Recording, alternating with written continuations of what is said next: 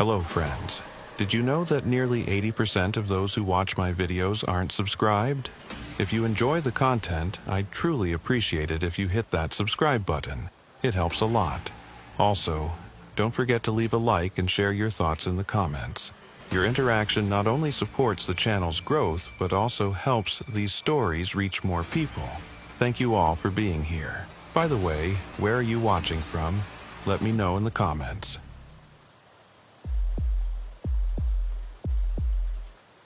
The file reached me on October 14, 2019. It was in a white envelope, standard FBI internal correspondence. It only had the code, Agent Sullivan, we need to review this urgently. The contents smelled of cigarettes and dust.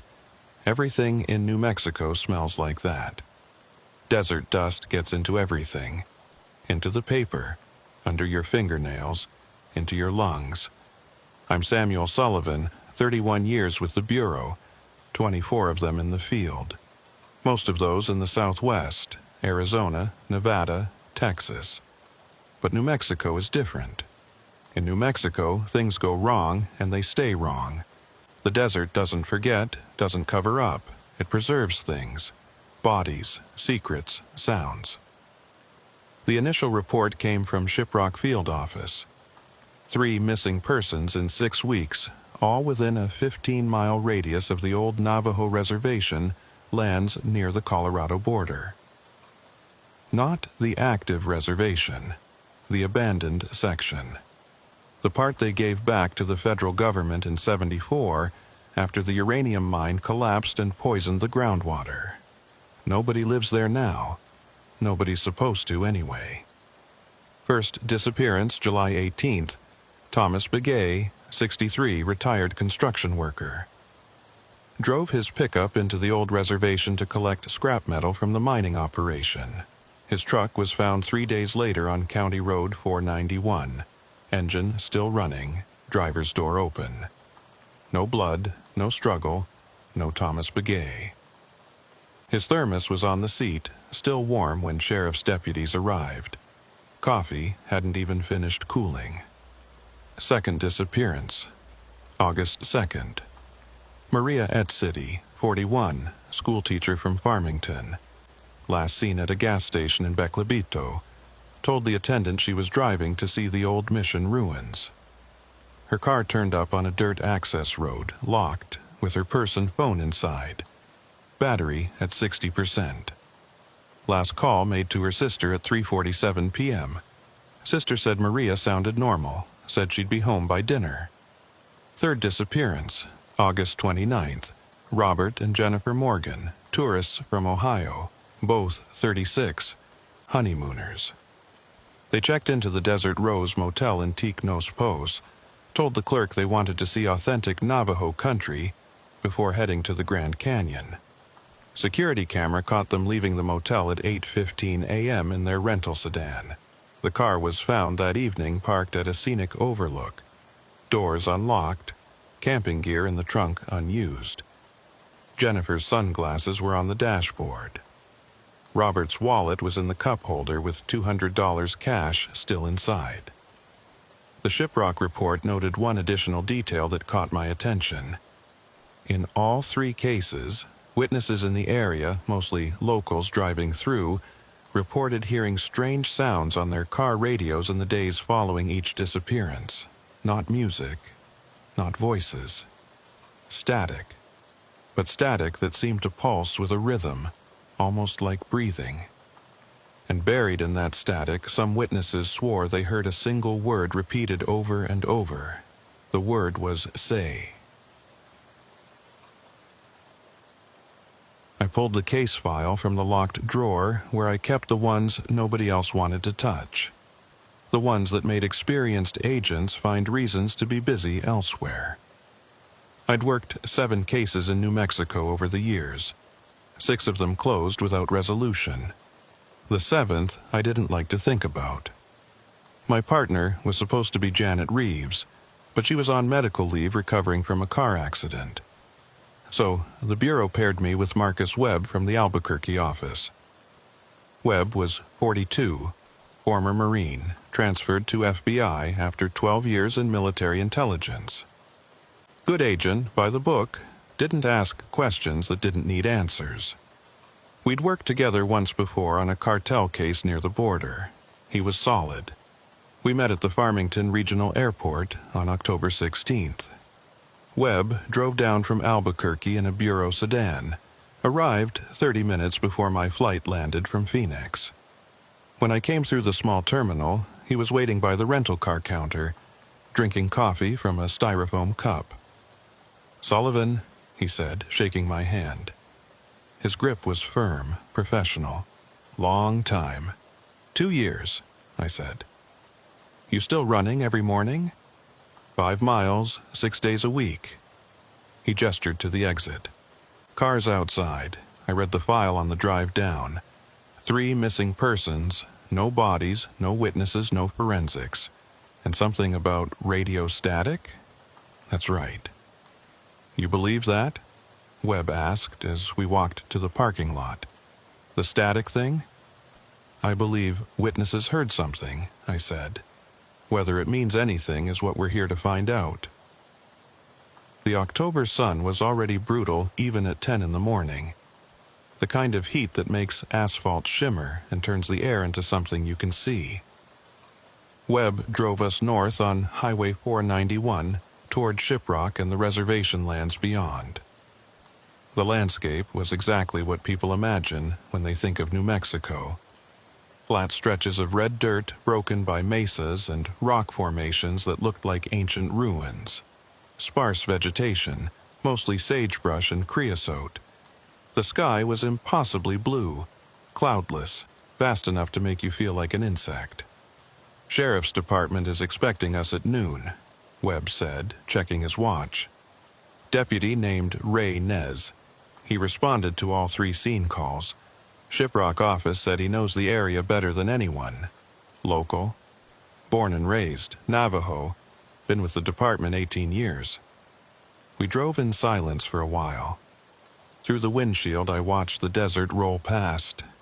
Empty land. Lonely land. The kind of place where you could scream and nobody would hear you for miles. Where you could disappear and the earth would just swallow you whole, no questions asked. "You ever work reservation cases before?" Webb asked. "A few. And they're different," I said. "Different rules, different logic. The things that make sense everywhere else don't always apply out here." Webb glanced at me, but didn't push it. We passed through Beclabito, barely a town, just a gas station and a trading post and a few scattered homes.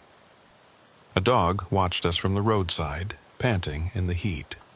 Beyond the town, the road stretched out straight and endless. My phone buzzed. Text from my ex-wife, something about our daughter's college application deadlines. I'd answer later. Right now, I needed to focus. The San Juan County Sheriff's Department in Shiprock was a low brick building with a parking lot full of dusty patrol vehicles. We arrived 5 minutes early. Inside, the air conditioning felt like salvation. A young woman at the front desk directed us to a conference room in the back where Deputy Nez was waiting. Ray Nez was 56, compact build, close-cropped gray hair. He stood when we entered and shook our hands without smiling. His grip was calloused, working man's hands. He had a folder on the table in front of him, thick with papers and photographs. "Agents," he said. "Glad Bureau's taking this seriously. Thought we might get brushed off." 3 missing persons in 6 weeks? Webb said. "That's not getting brushed off." "You'd be surprised what does and doesn't matter to federal agencies," Nez replied. There was no hostility in his voice, just a statement of fact. He gestured to the chairs. "Sit. I'll walk you through everything." We sat. Nez opened the folder and spread out photographs across the table. Crime scene photos, if you could call them that. Pictures of abandoned vehicles, empty roads, vast stretches of nothing. He tapped the first image. "Thomas Begay." Truck found here 3 miles east of the old mining access road. Responding officers noted the vehicle was still in drive when they arrived. No skid marks, no evidence of mechanical failure. Just sitting there in the middle of nowhere with the engine running. You searched the area? I asked. 4-mile radius. Brought in search and rescue, dogs, helicopters. Nothing.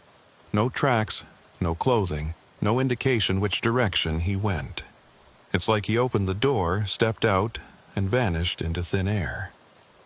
What about the thermos? Webb said.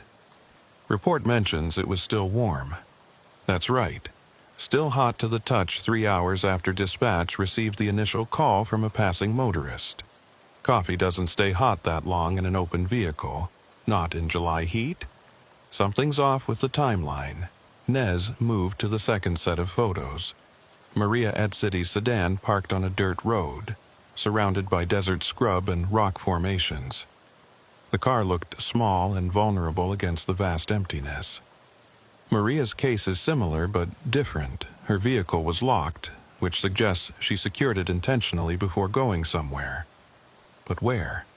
The mission ruins she mentioned to the gas station attendant are in the opposite direction, 8 miles south. Why drive north? Maybe she changed her mind, Webb suggested. Decided to explore somewhere else. Maybe. Nez didn't sound convinced. But her phone shows no GPS searches, no map applications opened after she left the gas station, and the last call to her sister, she specifically mentioned the mission. Said she was 15 minutes away. Her car was found 40 minutes in the wrong direction. I studied the photograph. Something about the vehicle's position bothered me. It was parked neatly, centered between 2 piñon trees like someone had been careful about placement. Not the kind of parking job you make when you're just pulling over to check a map or take a phone call. What's at that location? I asked. Anything significant? Nez pulled out a topographical map and pointed to a circled area. Nothing official. Old uranium prospecting sites, abandoned in the 60s. Few scattered homesteads from before the mine closure, all long vacant. Mostly it's just empty land. Federal property, technically, though nobody enforces the boundaries. And the tourists? Webb said, looking at the third set of photos. Robert and Jennifer Morgan. Those two bother me most. Nez's jaw tightened. Young couple, married 3 days before they came out here. Everything they owned was in that rental car. Luggage, camera equipment, Jennifer's jewelry. None of it was touched. We're supposed to believe they just abandoned all their possessions and walked off into the desert. No way. The scenic overlook where their car was found showed a panoramic view of the valley below. Red rock formations stretching to the horizon. Beautiful in a desolate way. The kind of view that makes you feel very small. What about the radio static? I asked. Report says multiple witnesses heard unusual sounds.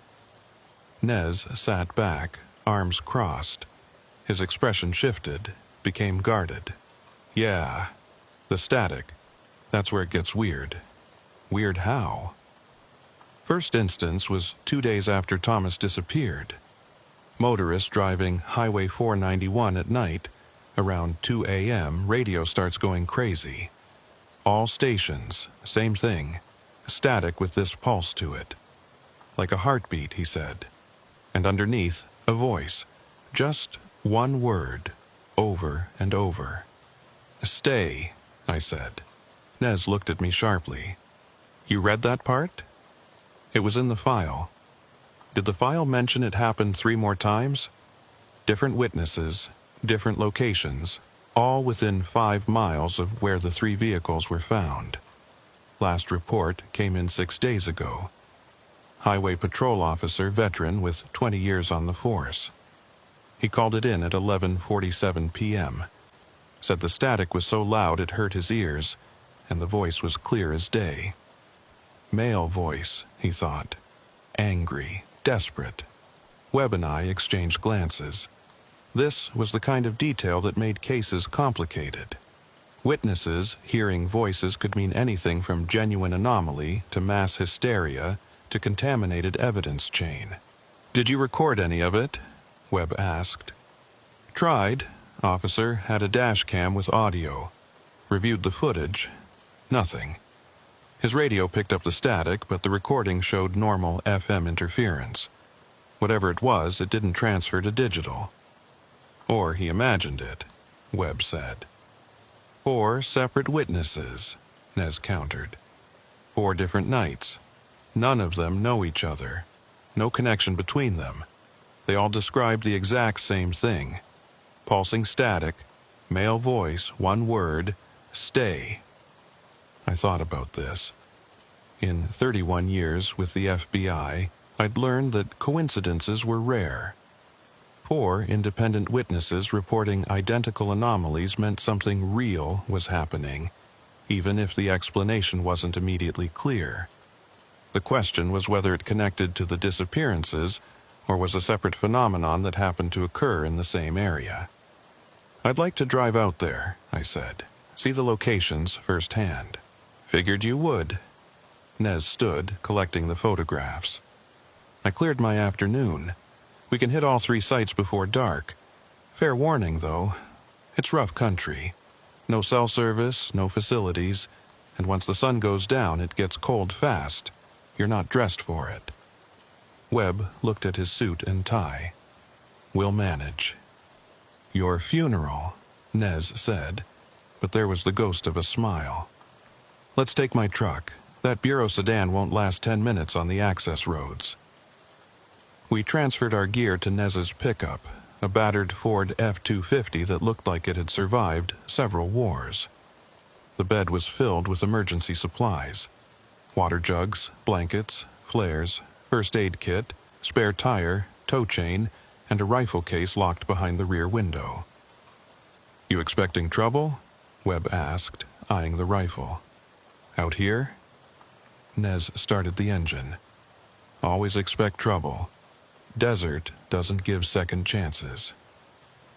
We drove north out of Shiprock, following the same route Thomas Begay had taken. The highway gave way to county roads, then to dirt tracks barely wide enough for the pickup. The landscape became more desolate with each mile. Fewer plants, more rocks, everything painted in shades of red and brown. Heat waves made the horizon shimmer like water. After 40 minutes, Nez slowed and pointed to a spot on the shoulder. "Thomas's truck was there. See those tire impressions? Still visible after 3 months. Ground's hard, doesn't show much, but you can make out where he stopped." We got out. The silence hit me first. Complete absence of sound except for the faint whistle of wind across rock.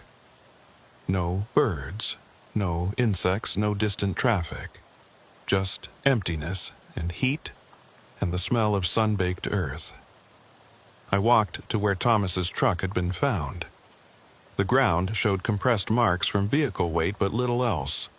No footprints, no disturbed soil indicating a struggle. Just a spot where a man had parked and then ceased to exist. Webb crouched near the tire marks, examining them with the eye of someone trained to spot details. "Tires are pressed deep here. He didn't drift to a stop. He braked deliberately. Parked on purpose." "Why?" I asked. "That's the question." I turned in a slow circle, studying the surrounding terrain. Flat desert stretching in 3 directions, broken only by distant mesas. To the north, perhaps 2 miles away, I could see the skeletal remains of the old mining operation.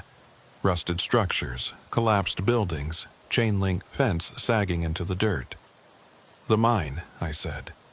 "Thomas was collecting scrap metal. Was he heading there?" Nez shook his head. "Wrong direction. Mine's north. His truck was pointed south when we found it. Like he was leaving, not arriving." That bothered me. A man drives out to collect scrap metal, presumably reaches his destination, then turns around and parks in the middle of nowhere on the way back. Leaves the engine running. Walks away from a thermos of hot coffee. Disappears without trace. "What's his background?" I asked. "Thomas Begay? Family, financial situation, any reason he might want to disappear voluntarily?" "Married 38 years, 3 adult children, 6 grandkids. Retired with a pension, no debt, no known enemies. By all accounts, solid guy. Went to church every Sunday, volunteered at the youth center. No indication of personal crisis. Medical conditions. Clean bill of health 6 weeks before he disappeared. Physical for a life insurance policy increase. His wife wanted better coverage." Nez paused. "She's still hoping he'll come home."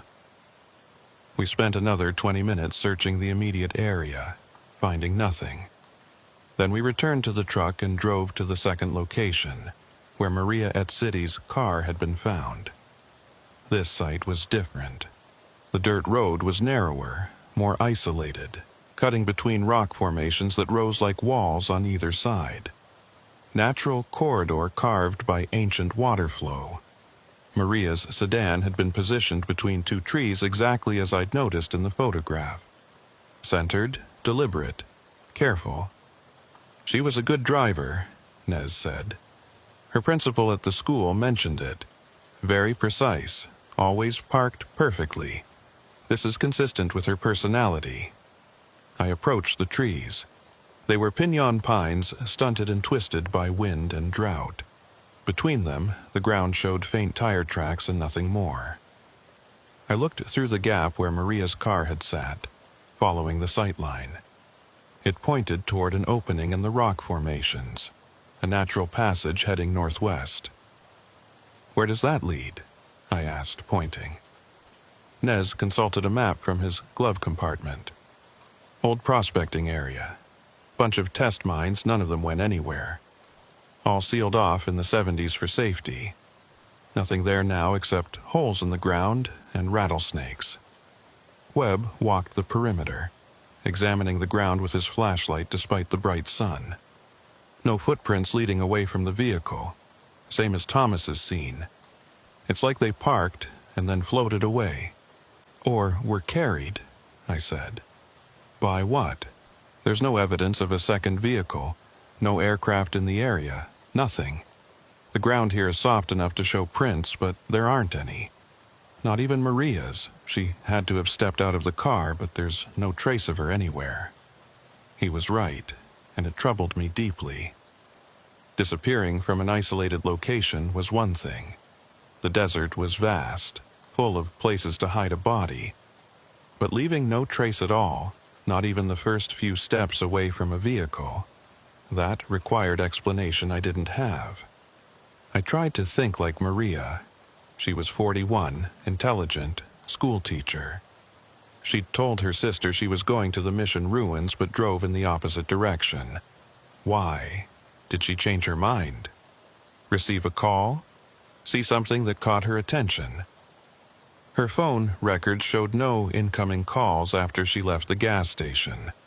Her last text was to a friend at 3:12 p.m., a photograph of the desert with the caption, "Beautiful out here." The photo's metadata showed it was taken from Highway 491, miles south of where her car was eventually found. So, between 3:12 and whenever she disappeared, Maria had reversed course and driven deep into restricted land. Did she know this area? I asked Nez. Any prior connection to these old mining sites? Not that we found. She grew up in Farmington, taught at the elementary school for 15 years.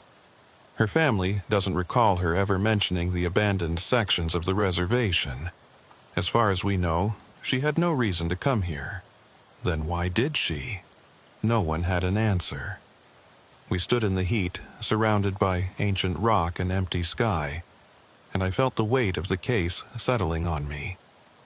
3 people, 3 vehicles, 3 locations within a tight radius.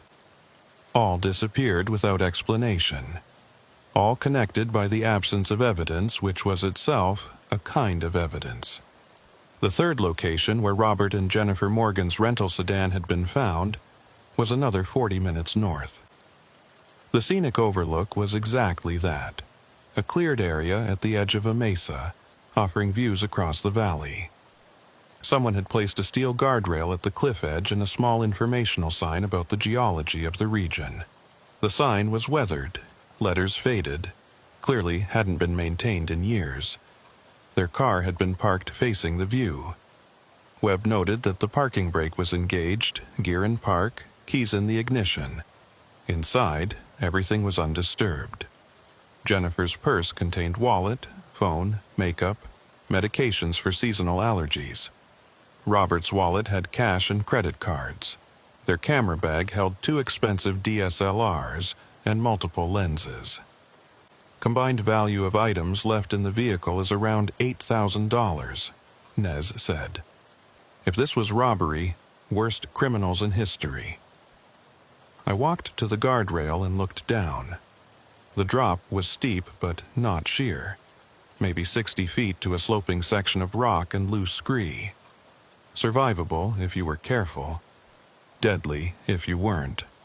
"Search team check below?" I asked. First thing we did, rappelled down, covered the entire cliff face and base. No bodies, no clothing, no equipment. They didn't fall, and they didn't climb down. Webb was examining the vehicle's interior with latex gloves, checking under seats and in the trunk. 2 bottles of water in the cup holders, both half empty, indicates they were here for a while, long enough to get thirsty. Security footage from the motel shows them loading the car at 8:10 a.m., Nez said. Vehicle was found at 6:35 p.m. same day, 10 hours. Could have been here the whole time, or they could have driven elsewhere first. I thought about the honeymooners from Ohio. 3 days married, their whole lives ahead of them. They chose to spend part of their honeymoon exploring New Mexico backcountry, seeking authentic experience away from tourist traps. And they found something. Or something found them. The pattern, I said, thinking aloud. All 3 cases, the vehicles are left intact. No signs of struggle, no damage, no theft. The people just stop existing. Could be a serial killer, Webb suggested. Someone local who knows the area maybe lures victims to isolated locations. How? Nez challenged. Thomas Begay drove here alone. Maria at City drove here alone. The Morgans drove here together. No indication any of them met anyone else. No tire tracks from second vehicles. How does a killer intercept 3 separate targets in 3 separate incidents without leaving any physical evidence? Could be someone they trusted, Webb said. Someone who approached them without triggering alarm. Like who? Cop, ranger, someone in uniform. Nez's expression hardened. Checked alibis for every law enforcement officer in 3 counties. All clear. I walked away from them, following the tree line that bordered the overlook. Something was nagging at me, detail I couldn't quite catch. The sun was starting to descend, shadows lengthening across the red rocks. Temperature would drop fast once darkness came. That's when I heard it. Faint at first, barely audible over the wind. A crackling sound, like static from an old radio. I froze, listening. It was coming from somewhere nearby, but I couldn't pinpoint the direction. "You hear that?" I called to Webb and Nez. They stopped talking and listened. The static grew slightly louder, pulsing with a rhythm that was almost but not quite regular. And underneath it, something else. A sound that might have been a voice, or might have been wind through rocks, or might have been nothing at all. "I don't hear anything," Webb said after a moment. But Nez's face had changed. "I do." The static. Same thing the witnesses reported. The sound was clearer now, definitely pulsing, definitely carrying something beneath the surface noise. I concentrated, trying to isolate the voice if there was one. The static rose and fell like breathing, and in the valleys between the peaks, I thought I could make out, "Stay." The word was so faint I wasn't certain I'd heard it, but Nez nodded. "Yeah, that's it, that's what they heard." Webb looked between us, confused. I'm not hearing anything. Are you sure this isn't psychological? Power of suggestion? Listen closer, I said. It's there. He stood still, face concentrated, but after a full minute he shook his head. Nothing. Just wind. That was strange. 3 of us standing in the same location, 2 hearing an anomalous sound, and 1 hearing nothing. Why would Webb be excluded? What was different about him? The static was fading now, becoming more intermittent. I tried to move toward it, see if I could find the source, but the sound seemed to come from everywhere and nowhere at once. Definitely not from any vehicle or electrical source. We were miles from power lines, and none of us had functioning radios. Then it stopped completely. The silence that followed felt deeper than before, heavier somehow. The wind had died down, and in the stillness I became aware of how isolated we were. No signs of civilization in any direction, just endless desert and darkening sky.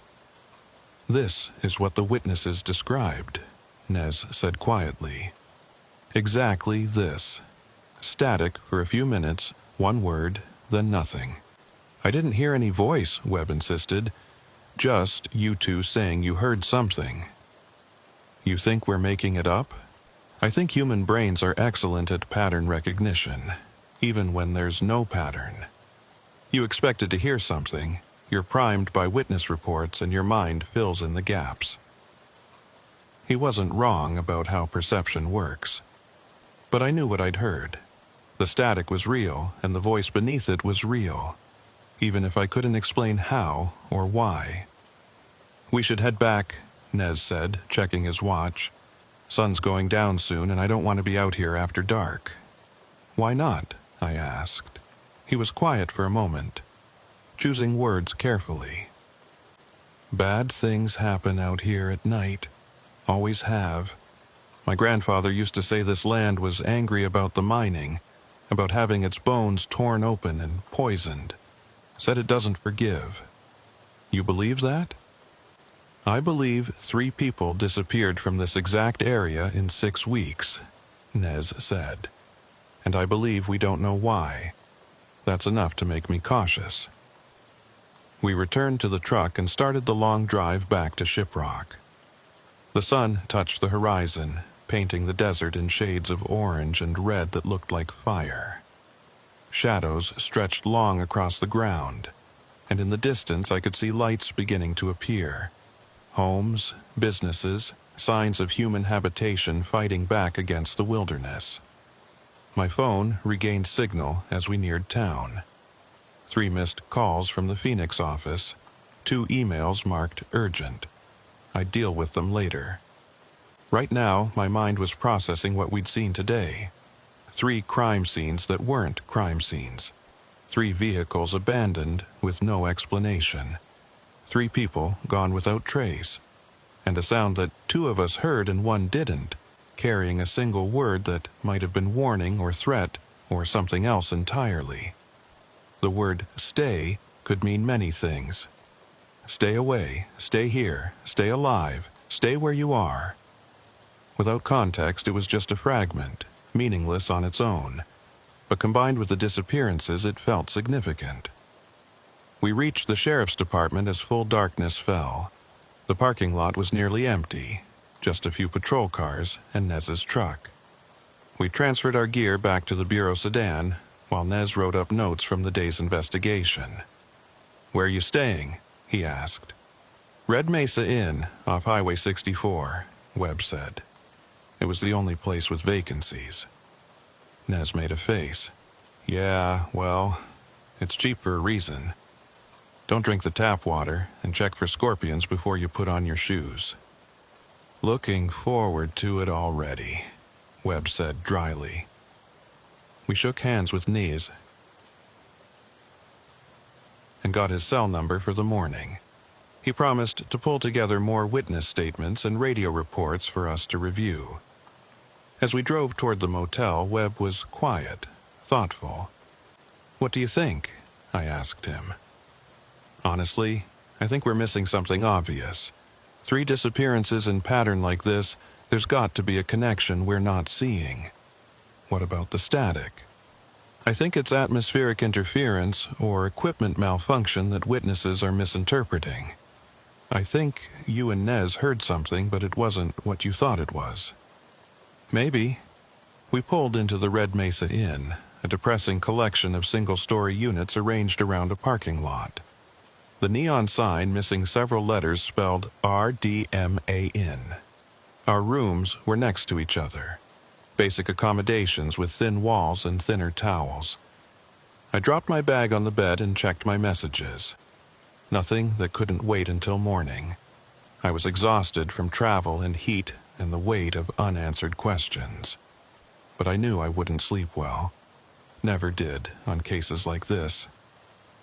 Around 9 p.m., I gave up trying to rest and walked to the small lobby where a vending machine hummed in the corner. The night clerk, an elderly Navajo woman, was watching a game show on a portable TV. She looked up when I entered. "Coffee's fresh," she said, pointing to a pot near the TV.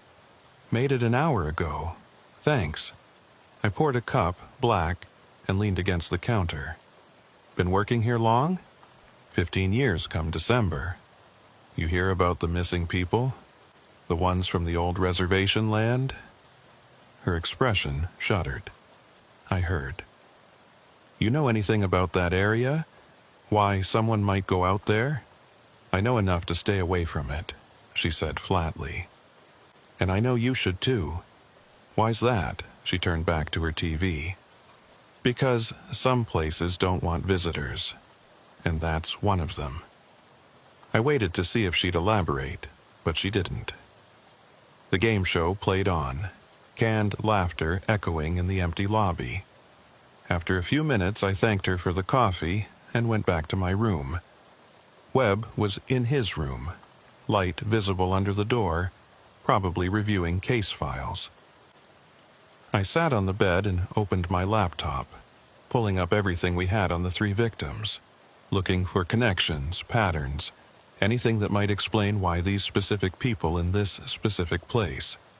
Thomas Begay, Navajo, lifelong New Mexico resident, retired, family man.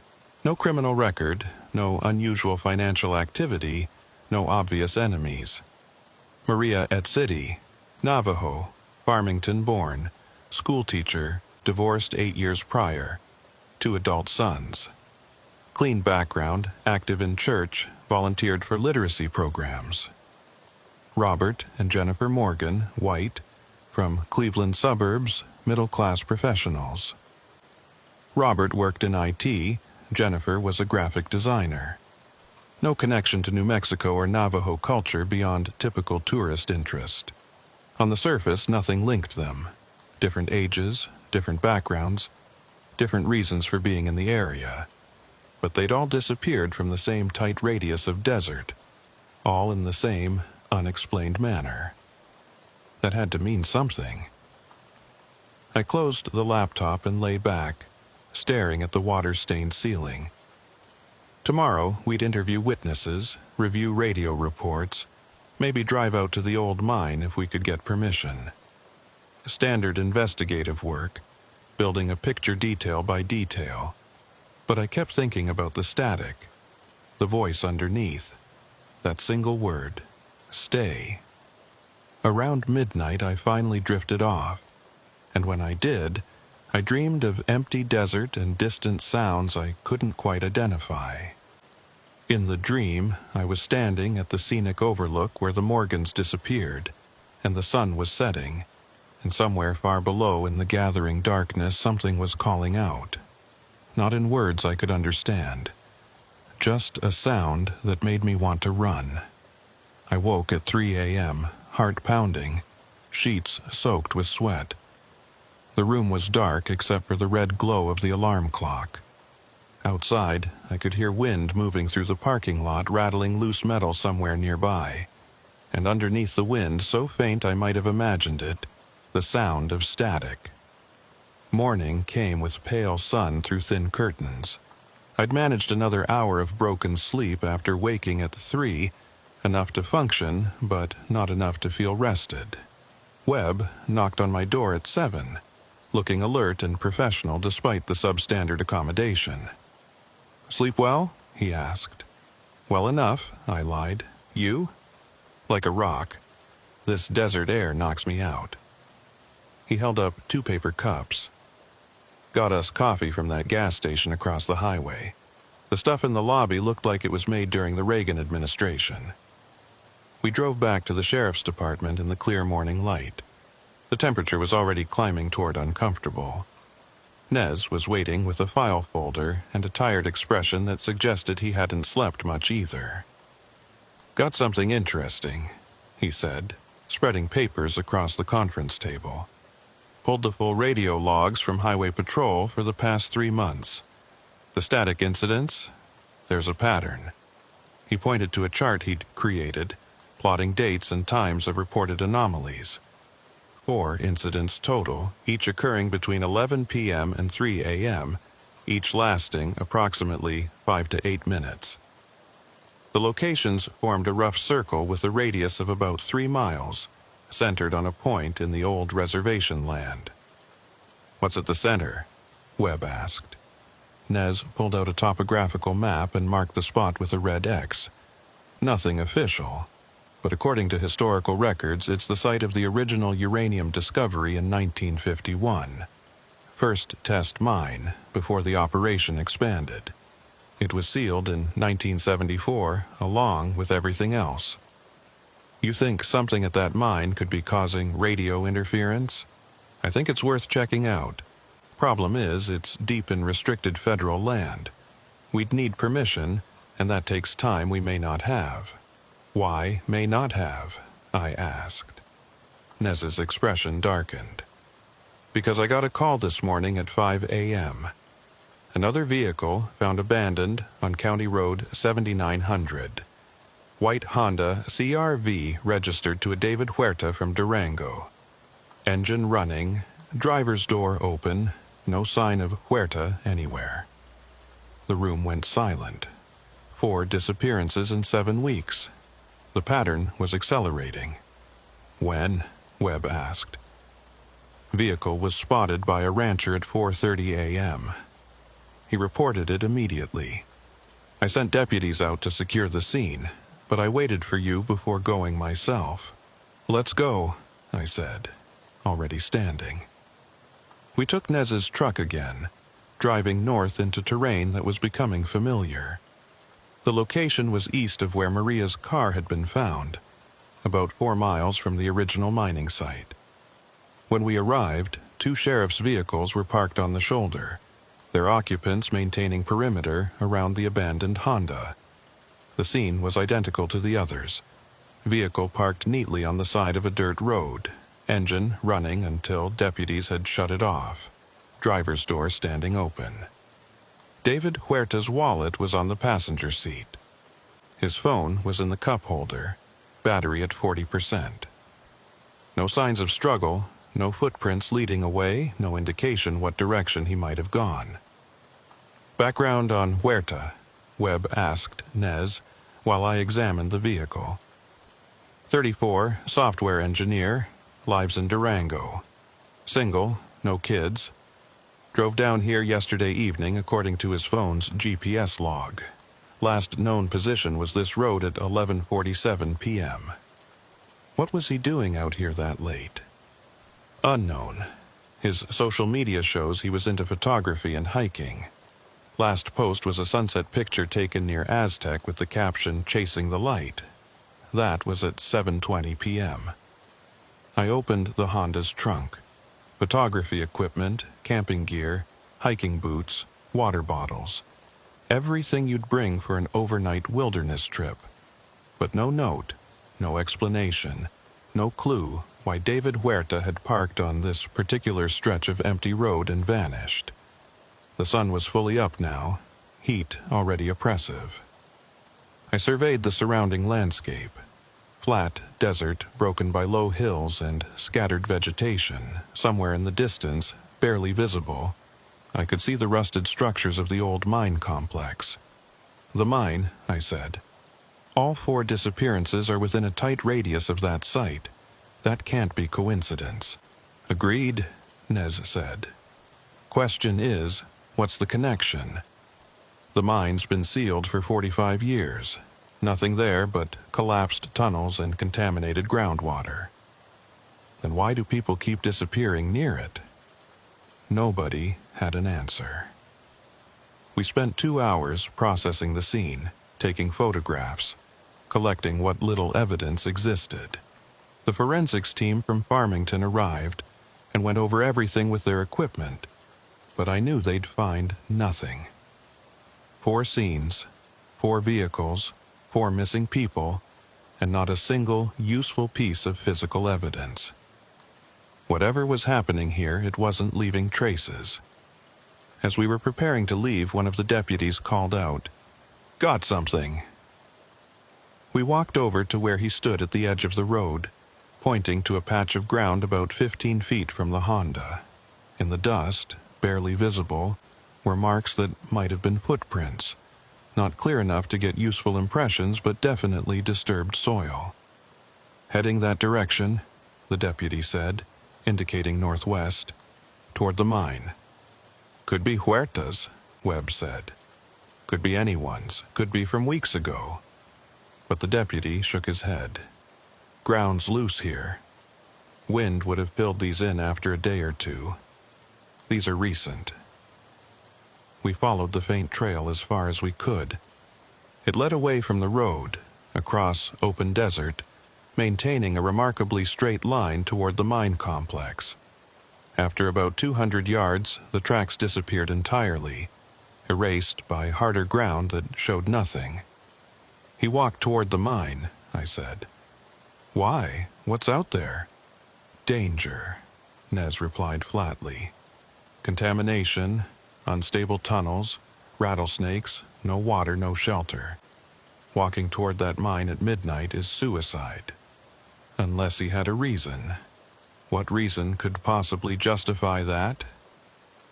I didn't know, but 4 people had made similar choices, abandoning their vehicles in isolated locations and disappearing toward the same general area. Either they were being compelled somehow, or they were seeking something, and I needed to find out which. Back at the sheriff's department, Nez started working on permission to access the mine site, while Webb and I interviewed witnesses who'd reported hearing the static. First was a truck driver named Bill Morrison who'd been driving Highway 491 at 2 a.m. 6 days after Thomas Begay disappeared. Morrison was in his 60s, weathered face, calloused hands. He'd been driving trucks for 40 years and had the air of someone who'd seen everything. But talking about the static made him uncomfortable. "I've driven that highway 10,000 times, he said. "Never heard anything like it. Radio just went crazy, all stations, just this breathing sound and static. And underneath," he paused. "I know how this sounds, I know. But underneath there was a voice." "What did it say?" I asked.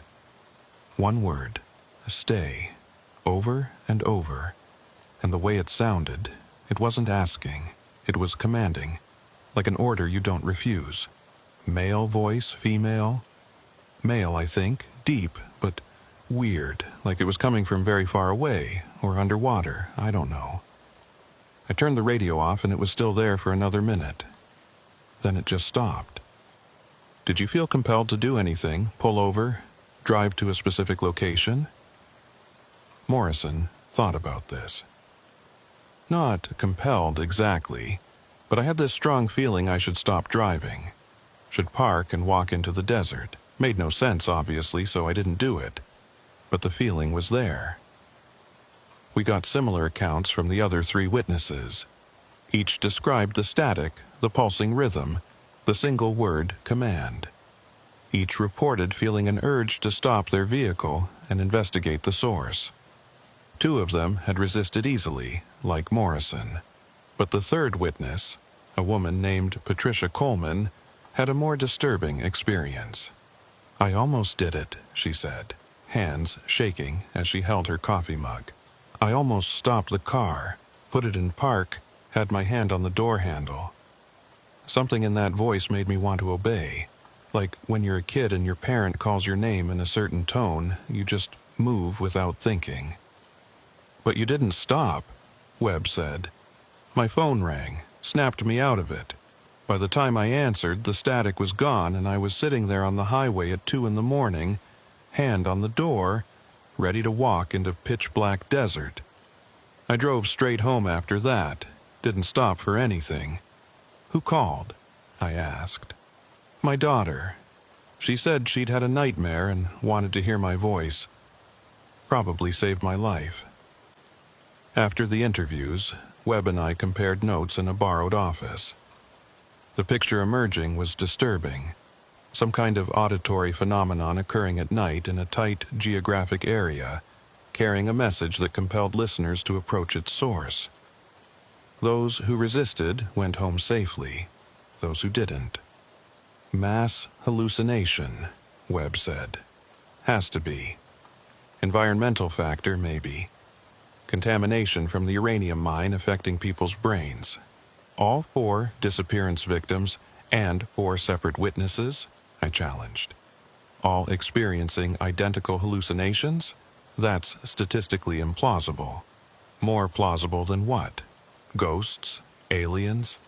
Some kind of supernatural force commanding people through their car radios? I'm not suggesting any of those things. I'm saying we don't know what we're dealing with yet." "Then what's your theory?" I didn't have one. That was the problem. 31 years with the FBI, I'd built a career on finding logical explanations for seemingly inexplicable events. But this case was pushing me toward conclusions I didn't want to reach. Because the only thing that fit all the evidence was something impossible. Around 2 p.m., Nez came in with the news. "Got permission to access the mine site. Federal office in Albuquerque green-lit it with conditions. We have to take a hazmat team. Can't enter any sealed structures and we need to be out before dark. They're very specific about the before dark part." "Why?" Webb asked. "Because that's when the accidents always happened. During the mining operation, 3 workers died in night shifts. All separate incidents, all officially ruled accidental. But the company had trouble keeping workers after dark.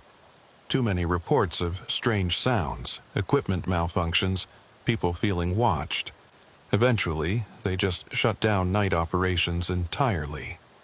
"Did you know this before?" I asked. Nez shook his head. "Dug into the archives this morning while you were interviewing witnesses. The mine's history is darker than I realized. And the reason they sealed it wasn't just uranium contamination." He pulled out a folder thick with copied documents. In May 1974, 2 months before the final closure, a geologist named Richard Harper went down into the main shaft for a final survey. He was supposed to be down there 2 hours. He was down there 6. When they finally pulled him out, he was catatonic. Never spoke another word. Died in a psychiatric facility 3 years later. "Jesus," Webb muttered. "What happened to him?" "Nobody knows. His survey equipment was destroyed. Notes were illegible scribbles. The few words anyone could make out kept repeating the same phrase. It spoke to me. The room felt colder, despite the desert heat outside. I thought about the static, the voice, the single-word command. Something in that mine had been affecting people for decades, and now it was reaching beyond the sealed tunnels, pulling victims from miles away. "We go tomorrow morning," I said. "First light. I want to see that mine." That evening, Webb and I had dinner at a small restaurant in Shiprock. The food was good, Navajo tacos and fried bread, but neither of us had much appetite. We were both thinking about what we'd heard today, trying to fit pieces into a pattern that made sense. "You think something's actually calling to people?" Webb asked, keeping his voice low. "From that mine?" "I think something's happening we don't understand yet." Whether it's environmental, psychological, or... I trailed off. Or what? Or something else. Webb set down his fork. Sullivan, you've been at this a long time. You've seen strange cases. In your experience, how often do you run into genuinely unexplainable phenomena? I thought about this carefully. Genuinely unexplainable? Never. Everything has an explanation eventually. But sometimes the explanation is outside the framework we're used to working in. That's not an answer. No, I agreed. It's not. We finished eating in silence and headed back to the motel. The sun was setting, painting the desert in those deep reds and oranges that made everything look like it was on fire. Beautiful and unsettling at the same time. In my room, I tried to file reports but found myself staring at the screen without typing. My mind kept circling back to that word. Stay. What did it mean? Stay away? Stay here? Was it a warning or a command or something else entirely? Around 10 p.m. my phone buzzed. Text from Nez. Turn on your radio, any station. I found a small clock radio on the nightstand and switched it on. Static filled the room immediately. Not normal interference, but that pulsing, breathing sound the witnesses had described. My heart rate picked up as I listened, waiting for the voice. It came after about 30 seconds. Distant, distorted, but unmistakable. Stay! The word repeated 3 times, each iteration slightly clearer than the last. Then the static faded and normal radio programming returned, some talk show discussing local politics. I called Nez immediately. You heard it? Yeah. Happened about 5 minutes ago, lasted maybe 2 minutes total. I've got calls coming in from all over the county. Dozens of people heard it this time, not just a few isolated witnesses. It's getting stronger, I said. Or closer, or more frequent. Whatever's happening, it's escalating. After hanging up, I stood at the window looking out at the dark desert beyond the motel lights. Somewhere out there, 4 people were missing. Somewhere out there, something was reaching out through radio waves, calling to anyone who'd listen. And tomorrow, we were going to find out what. I didn't sleep that night. Neither did Webb. I heard him moving around in the next room, restless.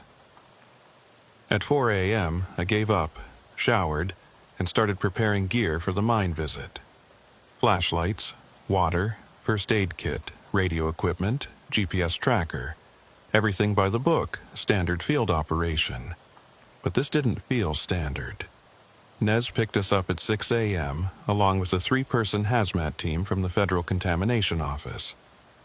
They had protective gear, radiation detectors, air quality monitors, all the equipment needed to safely investigate a sealed uranium mine. The team leader, a woman named Dr. Sarah Reeves, briefed us on the drive out. The main shaft goes down about 400 feet, she said. We're not entering it. Too unstable, too contaminated. But we can survey the entrance and surrounding areas. The radiation levels should be minimal at the surface, but we'll monitor continuously. The mine complex was more extensive than I'd realized from distance. Multiple buildings in various states of collapse. Rusted equipment scattered across acres of disturbed earth. Chain link fencing sagging into the dirt. The main shaft entrance was a concrete structure built into the side of a low mesa, reinforced steel door sealed with multiple padlocks and warning signs. Jesus, Webb muttered. This place looks like something from a nightmare. He wasn't wrong. There was something oppressive about the location, a weight to the air that had nothing to do with temperature or humidity. The hazmat team seemed to feel it too. They kept glancing around nervously as they set up their equipment. Dr. Reeves' radiation detector clicked steadily, but not alarmingly. Background levels are elevated but safe, consistent with contaminated groundwater and residual particulates. Nothing immediately dangerous. Nez and I approached the main shaft entrance. The steel door was covered in rust but still solid, locks firmly in place. Through gaps around the frame, cool air flowed out, carrying a smell I couldn't quite identify. Mineral, metallic, but with something else underneath. Something organic and unpleasant. "You feel that?" Nez asked quietly. "The air?" "The feeling, like we're being watched." I did feel it, had felt it since we arrived. A prickling sensation at the back of my neck, an irrational certainty that something was aware of our presence. I didn't mention it because it sounded crazy. Webb was examining the surrounding area, documenting everything with his camera. "Look at this," he called out, pointing to the ground near the fence line. We walked over. In the dirt were footprints, multiple sets relatively fresh. They led from the road toward the mine entrance, then disappeared at the fence.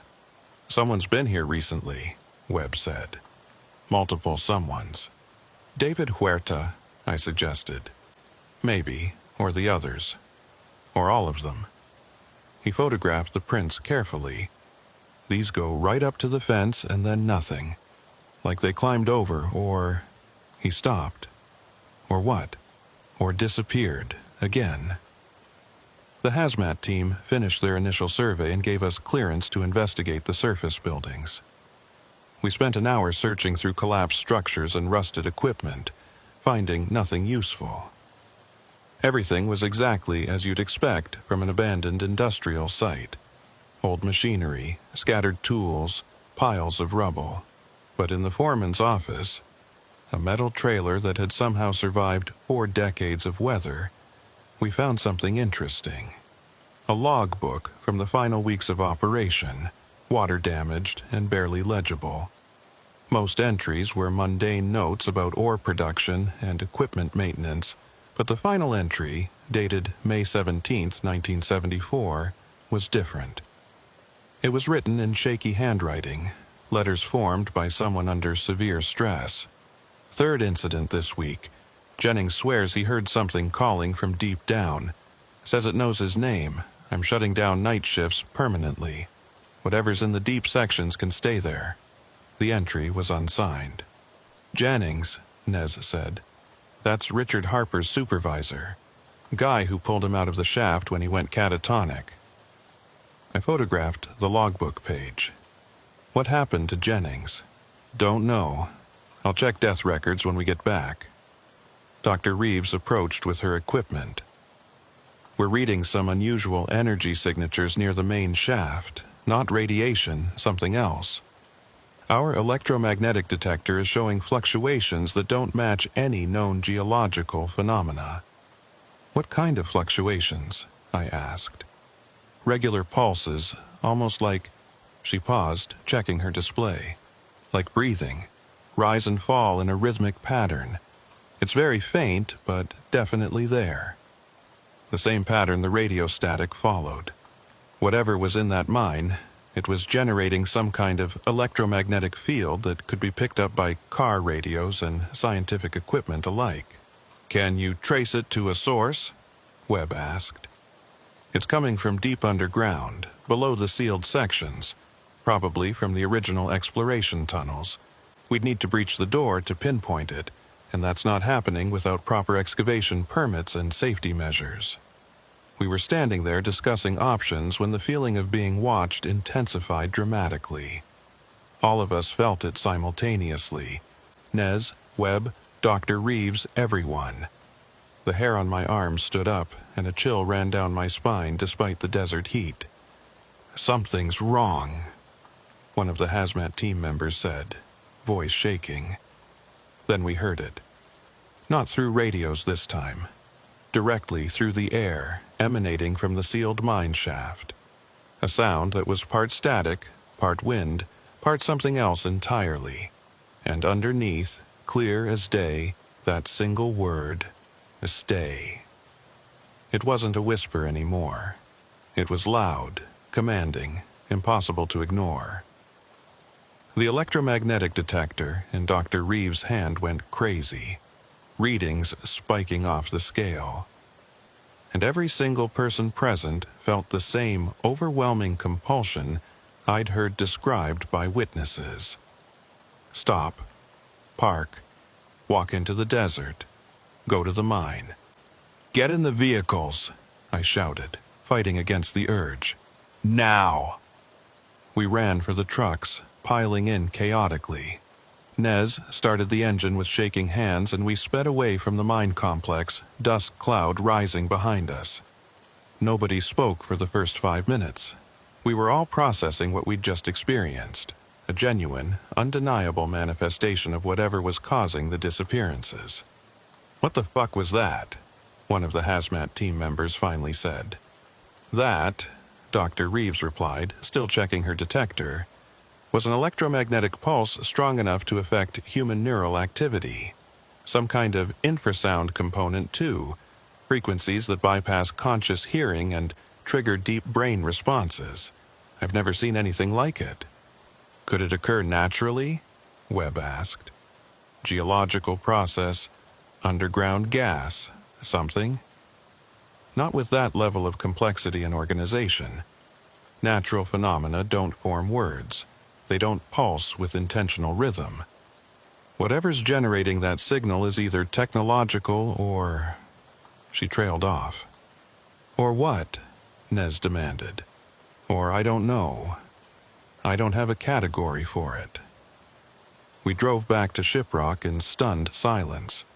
Everyone was shaken, professional composure cracked by direct contact with something that shouldn't exist. When we reached the sheriff's department, Dr. Reeves immediately started calling her superiors, trying to explain what she'd measured without sounding crazy. Webb pulled me aside. "We need to call this in. Get specialists out here, seismologists, physicists, whoever studies this kind of thing. This is beyond local law enforcement and regular FBI. Agreed. But we need to move fast. Whatever's in that mine, it's getting more active, more aggressive. If we don't figure out what's happening soon..."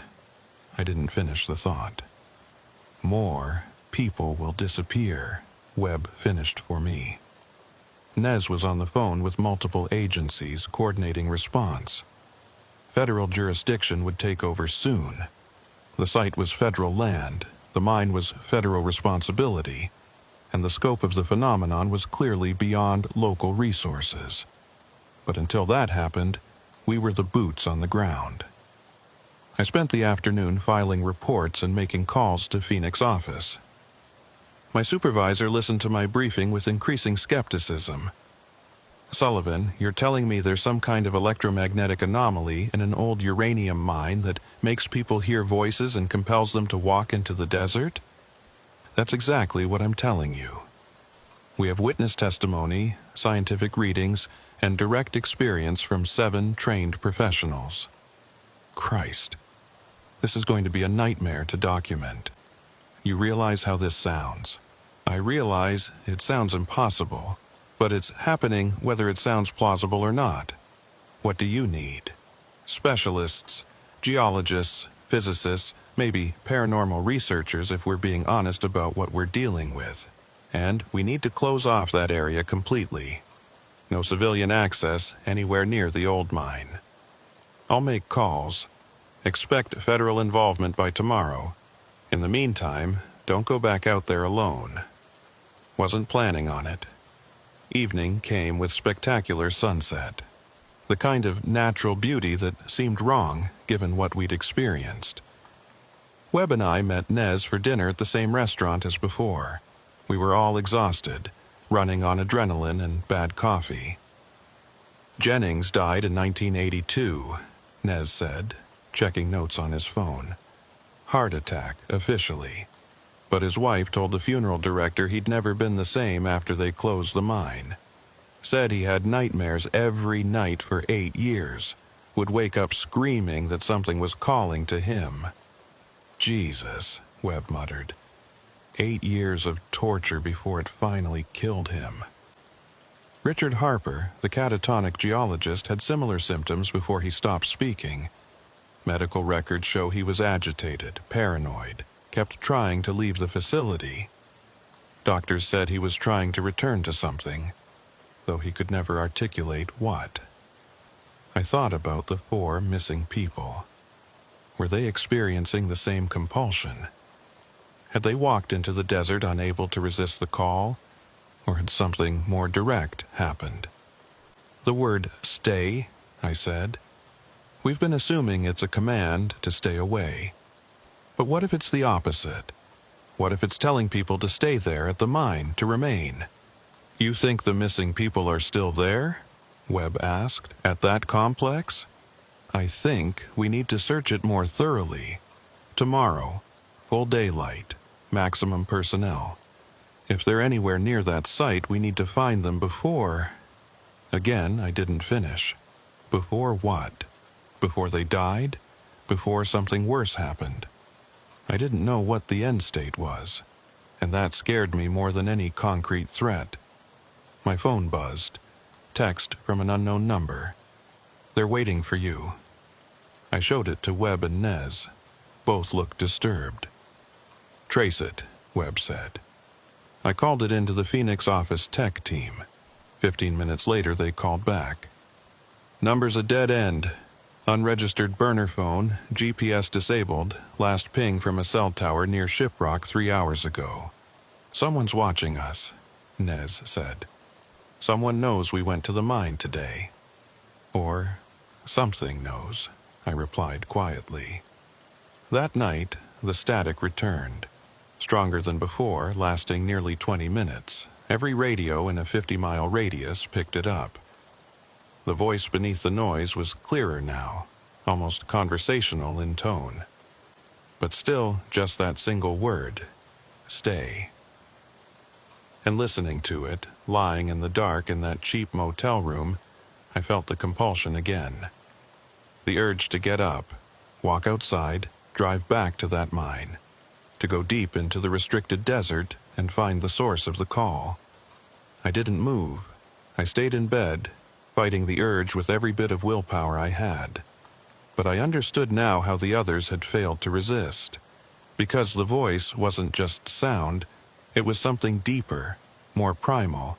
It reached into parts of your brain that predated language and logic, triggering responses you couldn't control through simple willpower. Around 3 a.m., my phone rang. Nez. Another one, he said, without preamble. Silver Toyota Camry found on Route 7900. Female driver, mid-30s. Vehicle still running. She's gone. 5 disappearances in 7 weeks. The voice was collecting victims.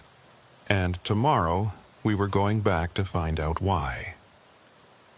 The sun rose blood red over the desert. I'd been awake for hours, preparing equipment for what I knew would be the most dangerous day of the investigation. Webb knocked on my door at 5:30 a.m., looking as haggard as I felt. You hear about number 5? He asked.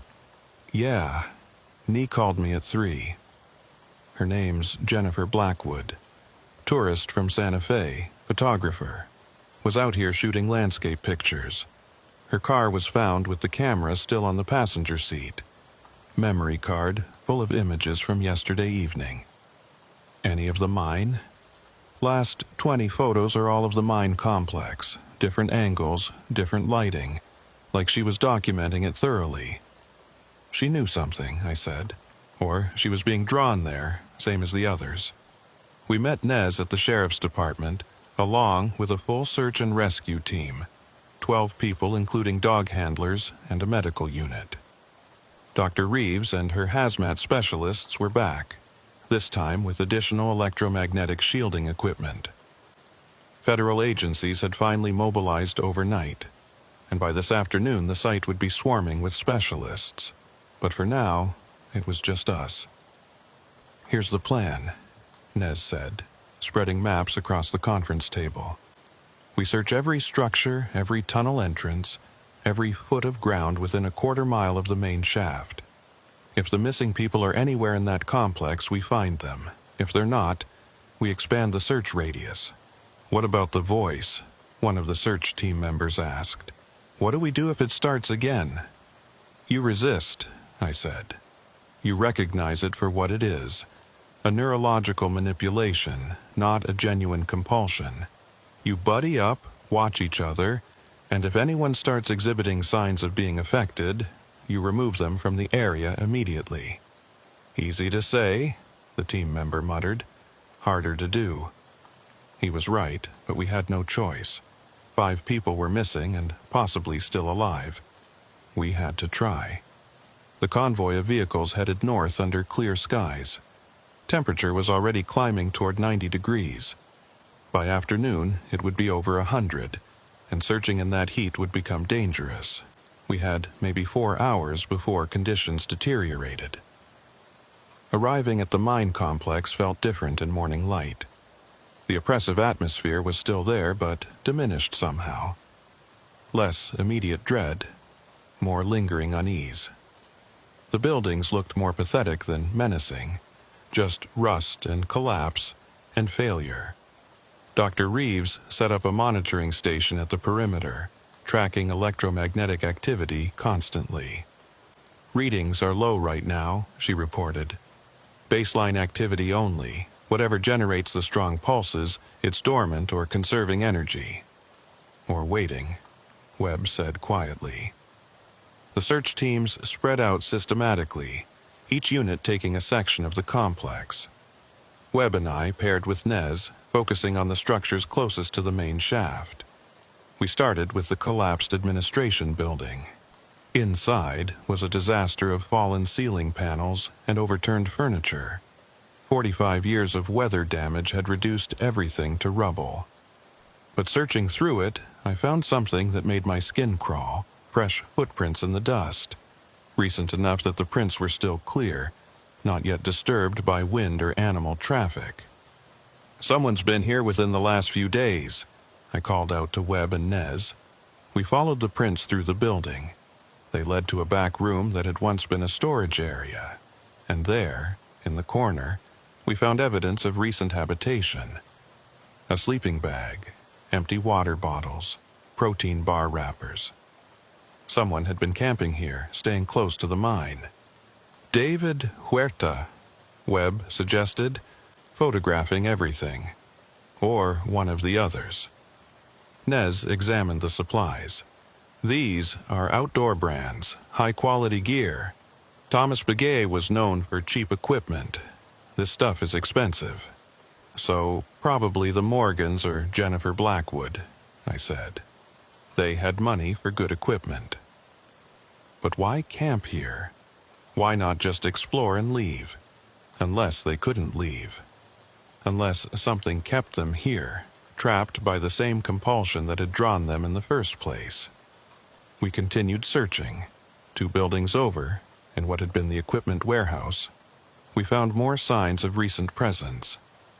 This time it was clear someone had been trying to break into a locked interior room. The door was reinforced steel, scratched and dented by repeated impacts. Whoever had been trying to get in hadn't succeeded. The door remained sealed. "What's in there?" Webb asked. Nez checked the complex schematics. According to these, it's the explosives storage. They use dynamite for the mining operation. Room's supposed to be empty now, but regulations required keeping it sealed permanently. Someone wanted in pretty badly, I observed, examining the damage. The door had been attacked with rocks, metal pipes, bare hands. Deep scratches in the steel looked like fingernails. Whoever made them had been desperate, violent, irrational. My radio crackled. "Team 3 to base. We've found something at the eastern perimeter. You need to see this." We hurried across the complex to where Team 3 had set up near a collapsed fence line. What they'd found made my blood run cold. A trail of clothing and personal items scattered across 50 yards of desert. Shirt, pants, shoes, wallet, phone, watch. All leading away from the mine toward open desert. These match the description of what Robert Morgan was wearing, one of the team members said, checking photos from the missing persons reports. But there's no body, just the clothes. Like he undressed while walking. Webb said. Why would someone do that? Hypothermia victims sometimes undress, Nez offered. Terminal burrowing, it's called. But it's 80 degrees out here. That doesn't apply. I knelt by the shoes. They'd been removed carefully, not torn off. Untied, stepped out of, left behind. He was walking deliberately, not running, not panicking, just walking into the desert and shedding everything as he went. Where's the body, though? Webb demanded. Trail just stops after about 50 yards. We followed the trail to its end.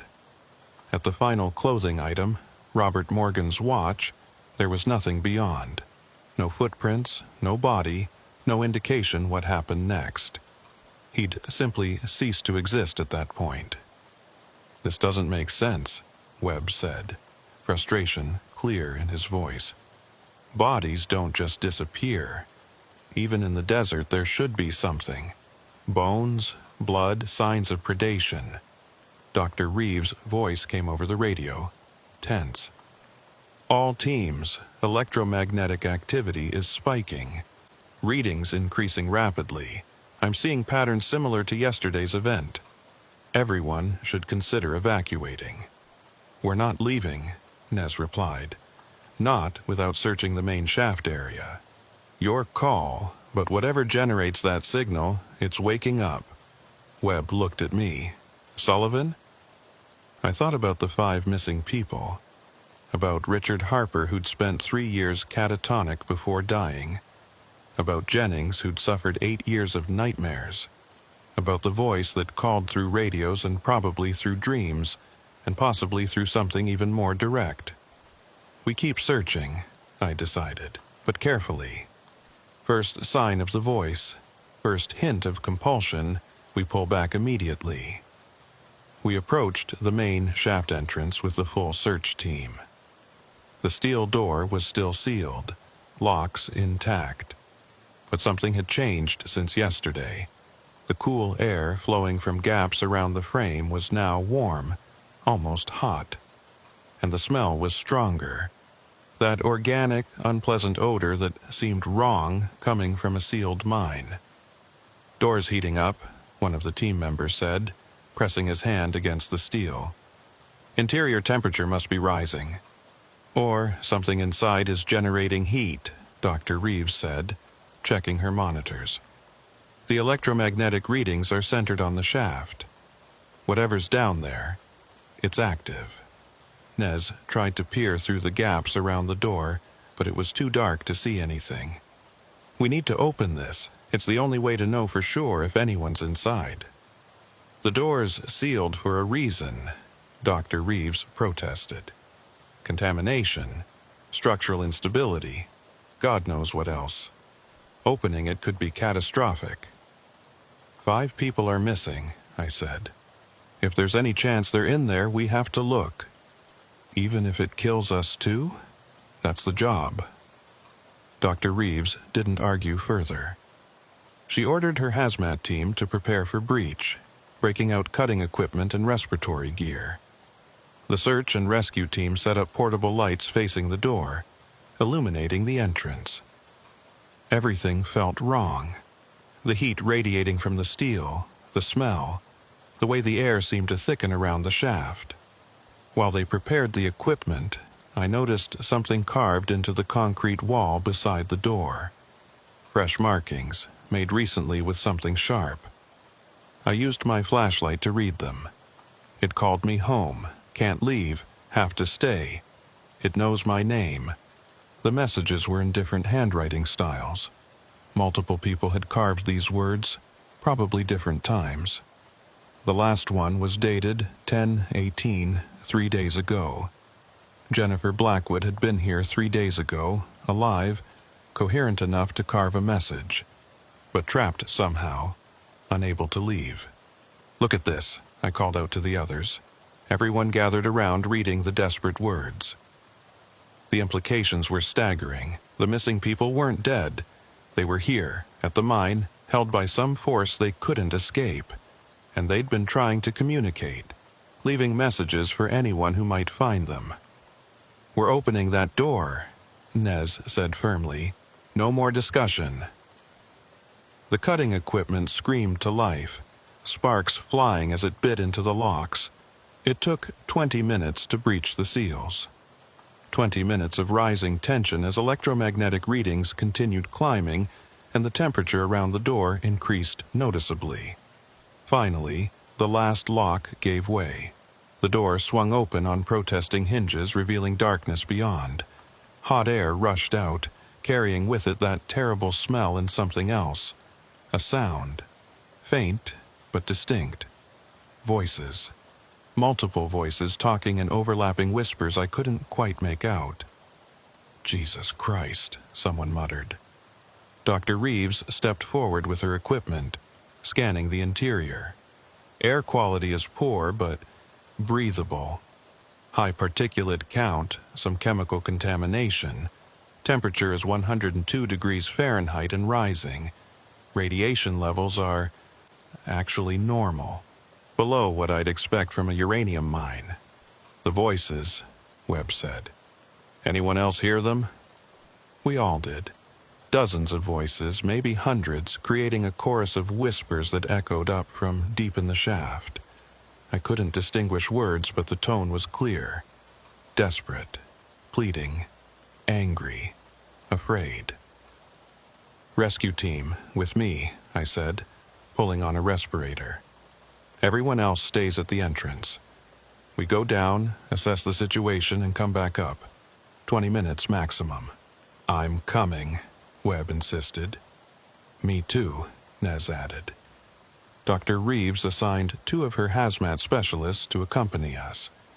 5 people total, descending into a sealed mine that had been closed for 45 years because something inside had driven people insane. The entrance tunnel sloped downward at a steep angle, carved roughly from rock and reinforced with timber supports that looked dangerously unstable. Our flashlights cut through the darkness, revealing walls streaked with mineral deposits and standing water. The temperature increased with every step. The voices grew louder. Still whispers, still unintelligible, but definitely human. And underneath them, a familiar pulsing rhythm, the breathing pattern from the radio static. "Electromagnetic activity is off the scale," one of the hazmat specialists reported, checking his handheld monitor. "I've never seen readings like this. It's like being inside an MRI machine." We continued deeper. The tunnel branched several times, but we followed the main shaft, descending steadily. After maybe 300 feet, the timber supports gave way to bare rock carved in strange patterns. Not natural erosion. Deliberate designs cut into the stone. Symbols that hurt to look at directly. Geometric patterns that seemed to shift when viewed peripherally. "Who made these?" Webb asked, running his gloved hand over the carvings. "Not the mining company," Nez said. "These are old. Really old. Predating any known Native American culture in this region." "How is that possible?" "It's not, but here they are."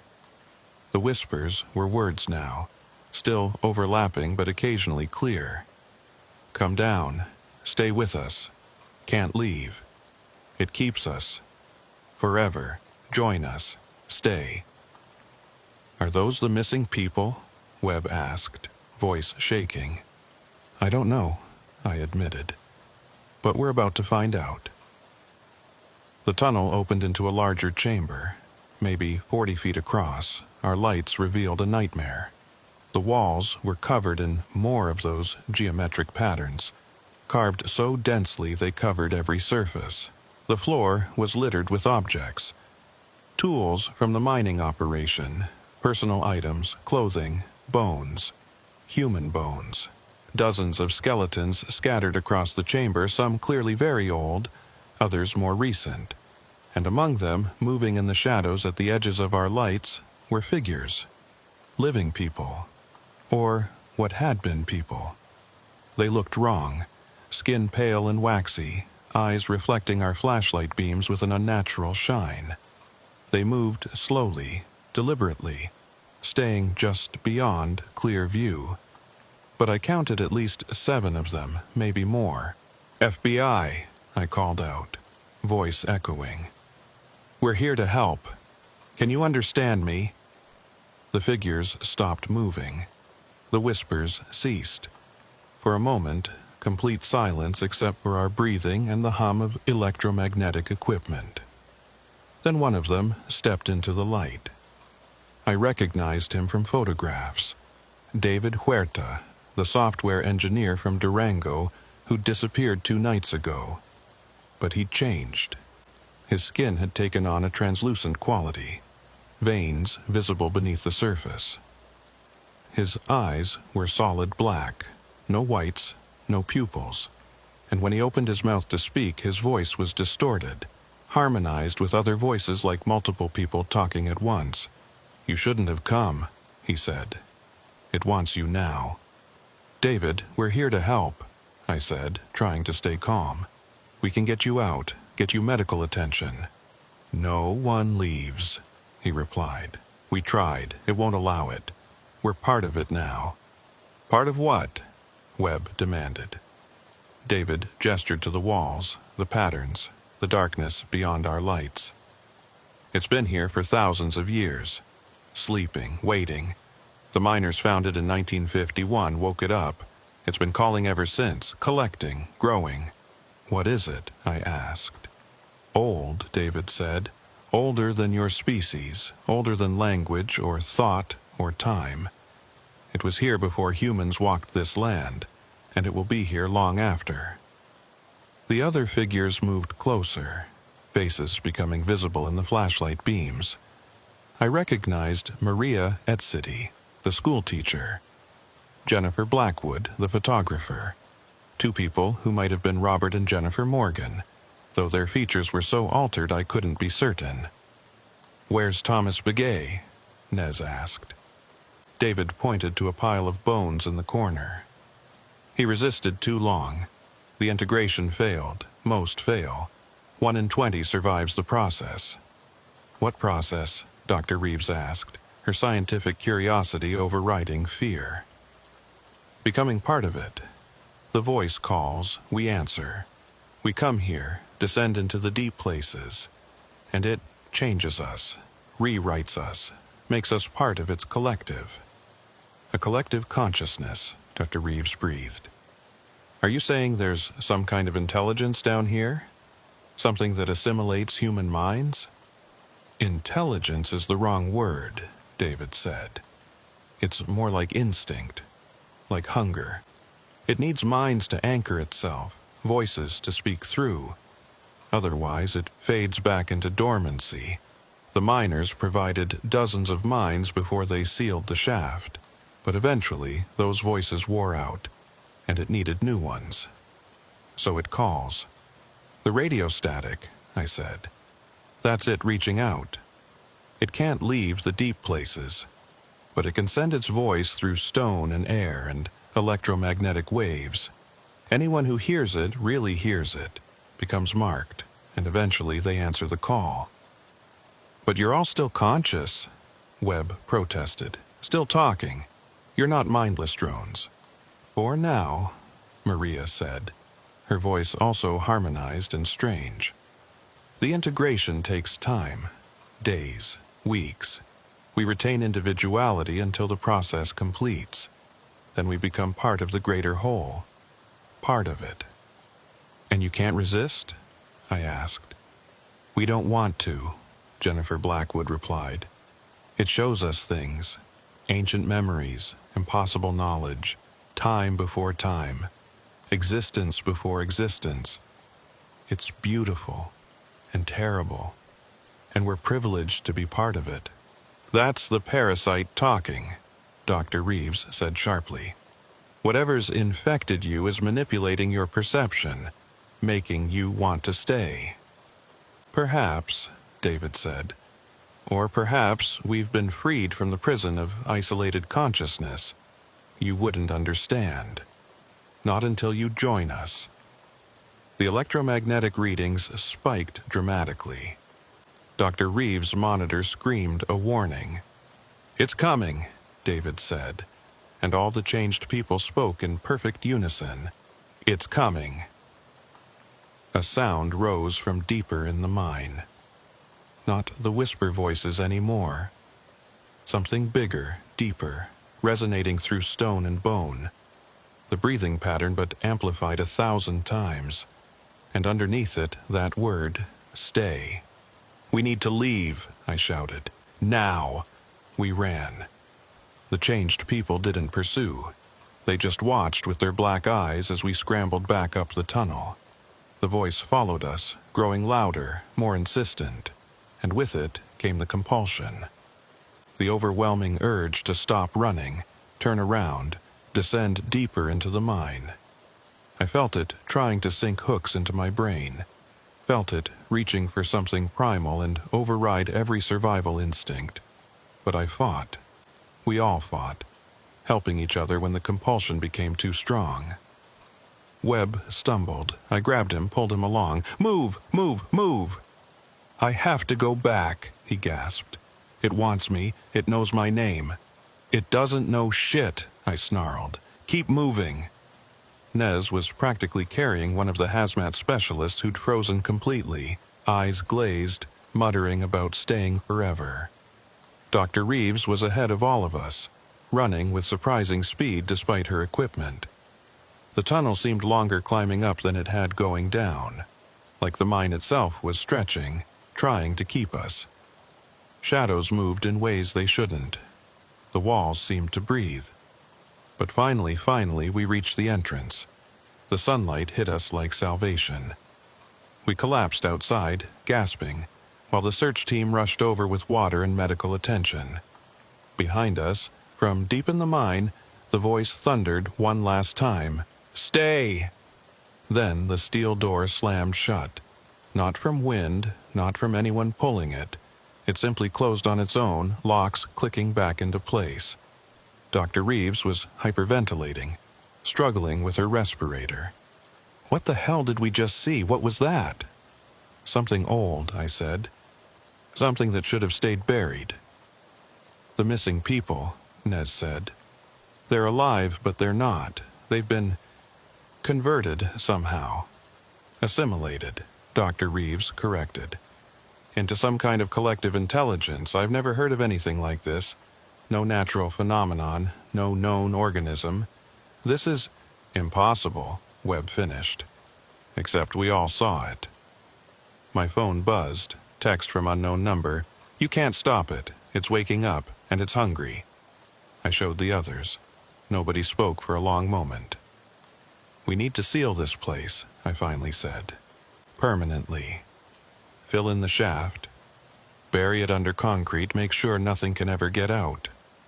"What about the people inside?" one of the search team members asked. "The missing victims?" "They're gone," Nez said quietly. "Not dead, but gone. No longer human. No longer salvageable. We can't just abandon them," the team member protested. "We can't save them either," I said. "Not without joining them. Whatever that thing is, it's beyond our capability to fight." Dr. Reeves was already on her phone, calling federal authorities.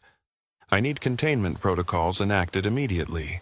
Xenobiological threat, possibly intelligent, definitely dangerous.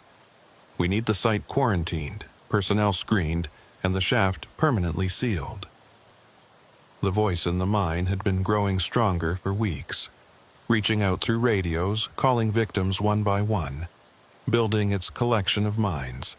And now we'd opened the door, given it direct access to the surface for the first time in decades. What had we done? "Everyone needs to leave," Dr. Reeves said after finishing her call. "Federal response team is inbound with equipment and containment specialists. We're to evacuate the area immediately and report for decontamination screening." "What about monitoring the site until they arrive?" Nez asked. "Unmanned drones. No one stays here. Those are direct orders from the top." We packed up quickly, everyone casting nervous glances at the sealed shaft entrance.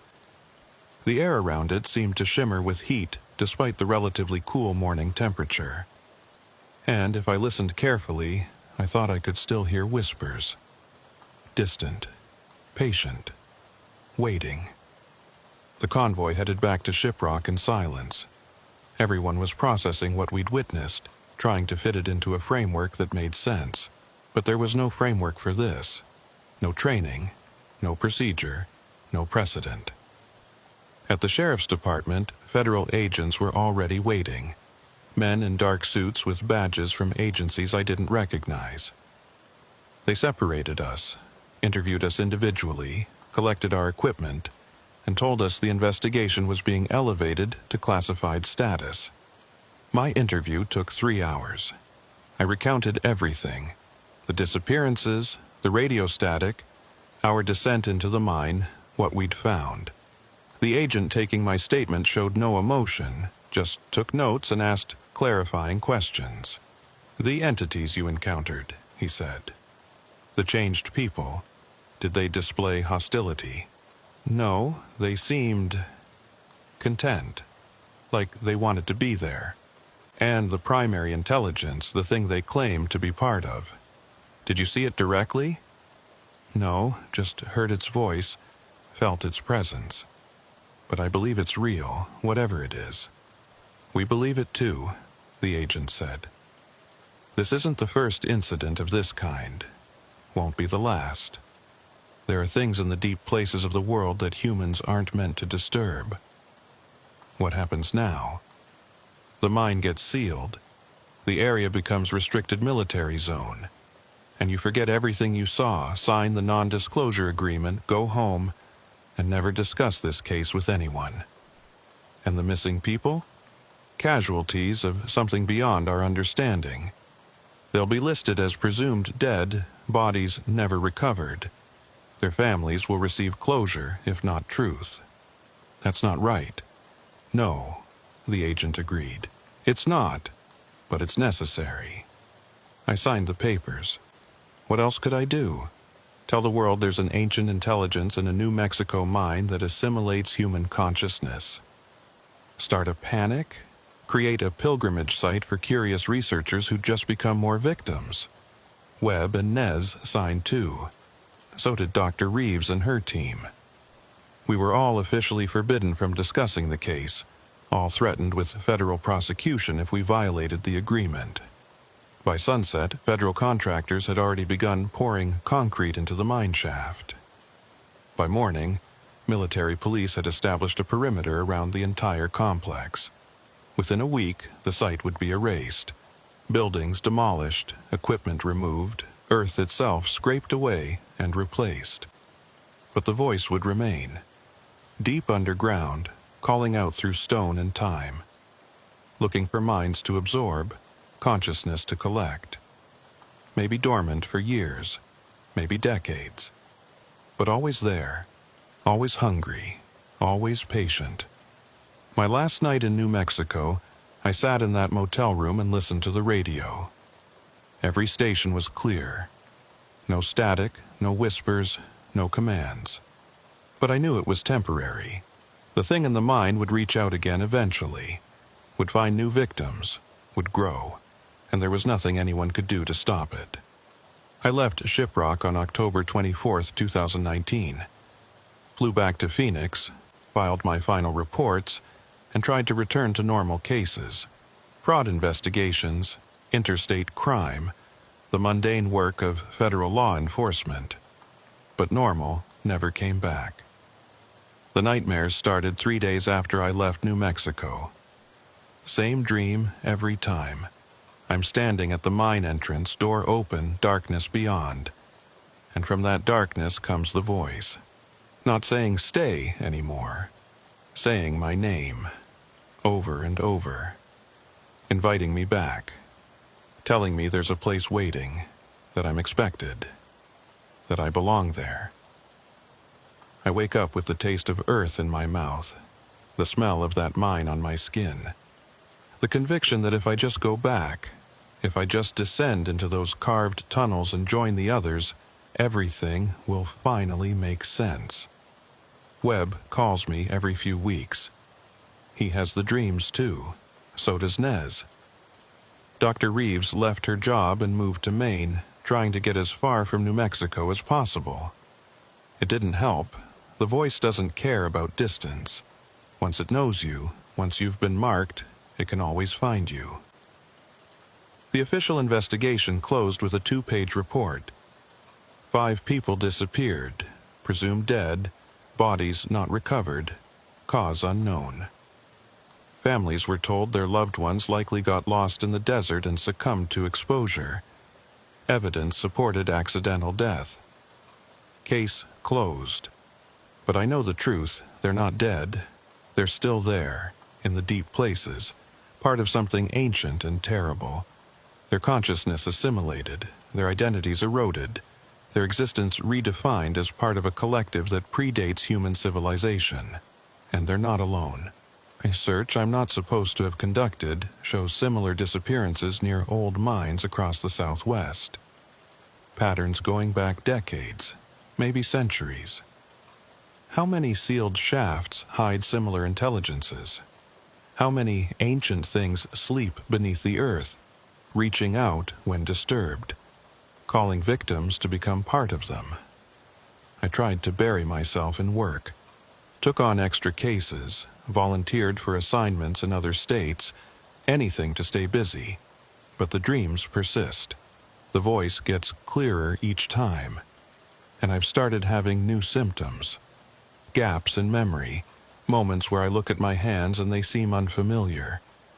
Times when I'm driving and realize I've missed several exits, heading north without conscious decision, heading toward New Mexico.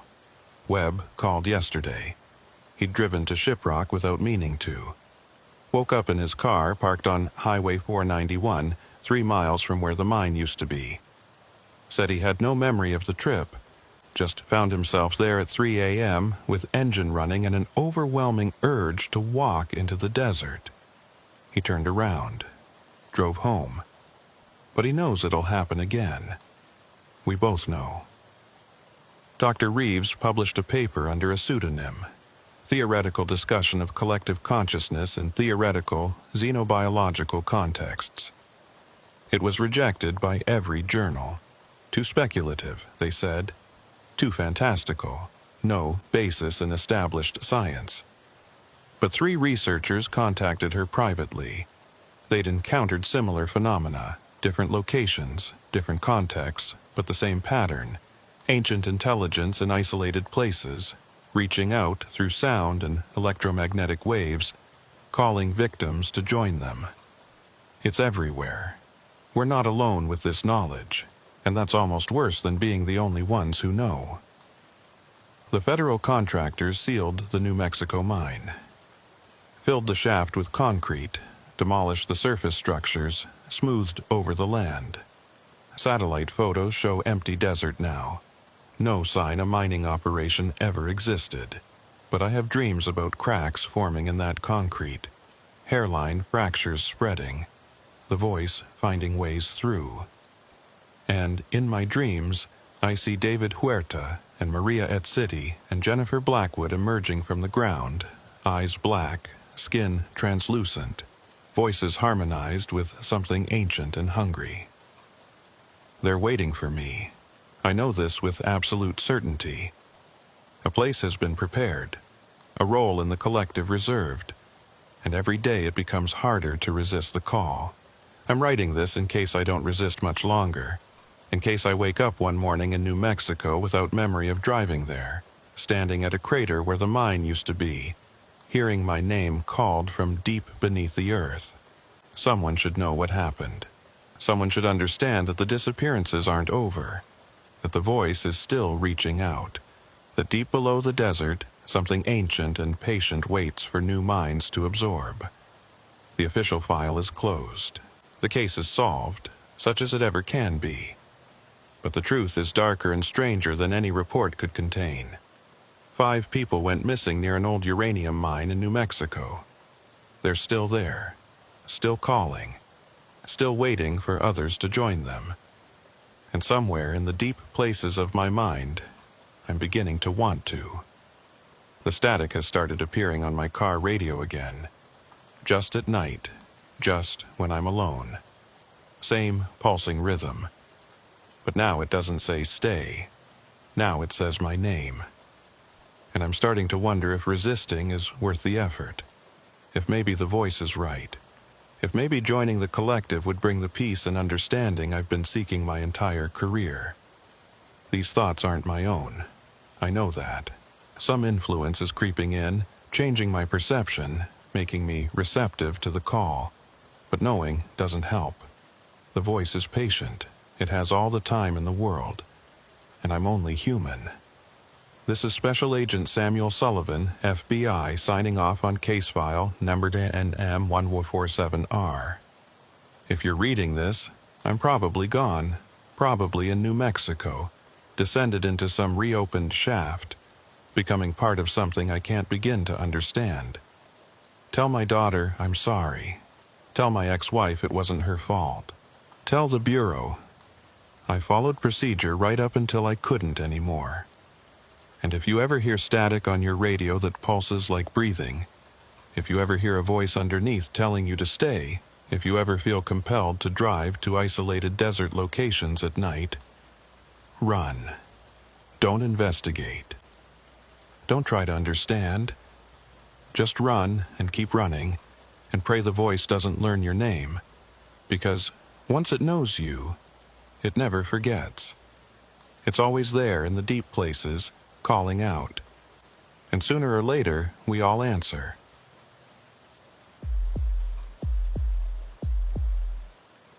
The call came through at 2:17 a.m. on September 3rd, 2021. I was 3 weeks into mandatory leave after the Albuquerque incident. Sitting in my apartment in Santa Fe, trying to sleep and failing like I had every night since they'd pulled me off active duty. The phone's buzz cut through the silence like a scream. Agent Morgan. I didn't recognize the voice. Male, older, gravelly, with exhaustion or cigarettes or both. Who is this? Sheriff Tom Garrett, Luna County. Got your number from the Albuquerque field office. They said you were the one to call about unusual situations. I sat up, turned on the lamp. Unusual situations, that's what they were calling it now. Not the thing Morgan saw that made her shoot her partner, or the incident that got Morgan put on psychiatric evaluation. Just unusual situations. I'm on leave, Sheriff. Call the field office. They'll send someone else. Already did. They said this falls under your specialty. Said you'd want to hear about it. My specialty. Things that don't make sense. Things that shouldn't exist. I was quiet for a long time. Through the window, Santa Fe stretched out dark and peaceful. Normal. Safe. Everything the last 3 weeks had proven was an illusion. I'm listening, I said finally. There's a motel off Route 285, about 40 miles south of my jurisdiction, technically federal land. Called the Starlight Motor Lodge. You know it? No. Nobody does. That's the problem. Been getting calls about it for 3 days now. People saying they saw a motel that wasn't there before. Lit up, open for business, but when they go back to find it, it's gone. Or they check in and can't check out. Or they check in and nobody ever sees them again. People are missing? 4 that we know of. Maybe more. It's hard to track because nobody can agree on where this place actually is. GPS coordinates don't match. Maps show empty desert. But people keep finding it anyway. I thought about saying no. Thought about hanging up and going back to pretending I could sleep. Thought about the mandatory therapy sessions and the concerned looks from colleagues and the way my hand shook when I held my service weapon now. Then I thought about 4 missing people and a motel that shouldn't exist. I'll be there in 3 hours, I said.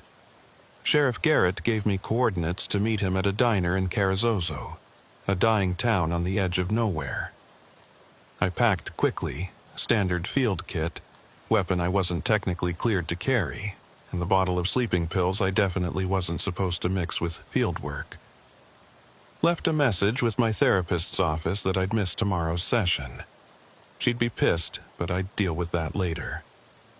The drive south on 285 was hypnotic. 3 in the morning, no other cars, just endless highway cutting through desert that looked black under the moonless sky. My headlights carved a tunnel through the darkness, and beyond that tunnel, nothing. Like the world ended at the edge of my high beams. I'd grown up in New Mexico. Born in Las Cruces, raised in Roswell, spent my whole life in the Southwest. The desert was in my blood, familiar as breathing. But tonight it felt different. Hostile. Like it was watching me drive through its territory and didn't appreciate the intrusion. My phone, GPS, said I had 2 hours left when the first strange thing happened. A sign appeared in my headlights, green and white like every highway sign, but the text was wrong. Starlight Motor Lodge, next exit. There was no exit. I was on a straight stretch of highway with nothing but empty land on both sides. But the sign was real, solid, reflective paint catching my lights exactly like it should. I slowed down, looking for the exit the sign promised. Nothing, just more highway. I checked my odometer and kept driving. A mile later, the same sign appeared again. Starlight Motor Lodge, next exit. This time I stopped. Put the car in park, turned on my hazards, and got out. The night was cold. Temperature must have dropped 40 degrees since sunset. Wind moved through invisible vegetation, creating sounds like whispers. The sign stood 20 feet from the road, exactly where highway signs stand. I walked up to it, touched it. Solid metal, cool under my fingers. Real. But when I looked past it into the desert, there was nothing. No motel, no lights, no structures. Just darkness and distance. I took a photo with my phone, noting the timestamp and GPS coordinates. Then I got back in the car and kept driving. The sign appeared 3 more times before I reached Carrizozo. Same message, same location, but definitely 3 different signs. My odometer proved I'd driven 12 miles between them. The diner was called Rosie's, a lonely rectangle of light in the sleeping town. Inside, one customer sat in a back booth. Big man, 60-something, wearing a sheriff's uniform and the exhausted expression of someone who hadn't slept in days. "Agent Morgan," he said, as I slid into the booth across from him. Not a question. "Sheriff Garrett, coffee? Please." He signaled the waitress, an elderly woman who looked like she'd been working there since the diner opened. She poured without speaking, gave me a look that might have been sympathy or warning, and retreated to the kitchen. "You saw the signs," Garrett said. "How did you know?" "Everyone sees them. That's how it starts. You're driving 285 at night, signs appear promising a motel. Most people ignore them. Smart ones do, anyway. But some people..." He trailed off, staring into his coffee. "Some people stop," I finished. "Yeah, they stop, and then things get complicated." He pulled out a folder, spread photographs across the table. The first showed a standard roadside motel. Single story, maybe 20 rooms. Classic 50s architecture with that distinctive Googie style. Neon sign out front spelling Starlight in pink and blue. Cars in the parking lot, lights in some windows. It looked completely ordinary. "When was this taken?" I asked. "September 1st, 2 nights ago. Truck driver named Dale Simmons took it from the highway around midnight. Said he thought about stopping, but something felt off, so he kept driving. Next morning he tried to find it again using his truck's GPS log. Nothing there. Just empty desert. Could be photo manipulation. Could be. Except we've got 4 more photos from different people, different nights, all showing the same motel in different locations. And I've got witness statements from people who actually checked in." He showed me more photos.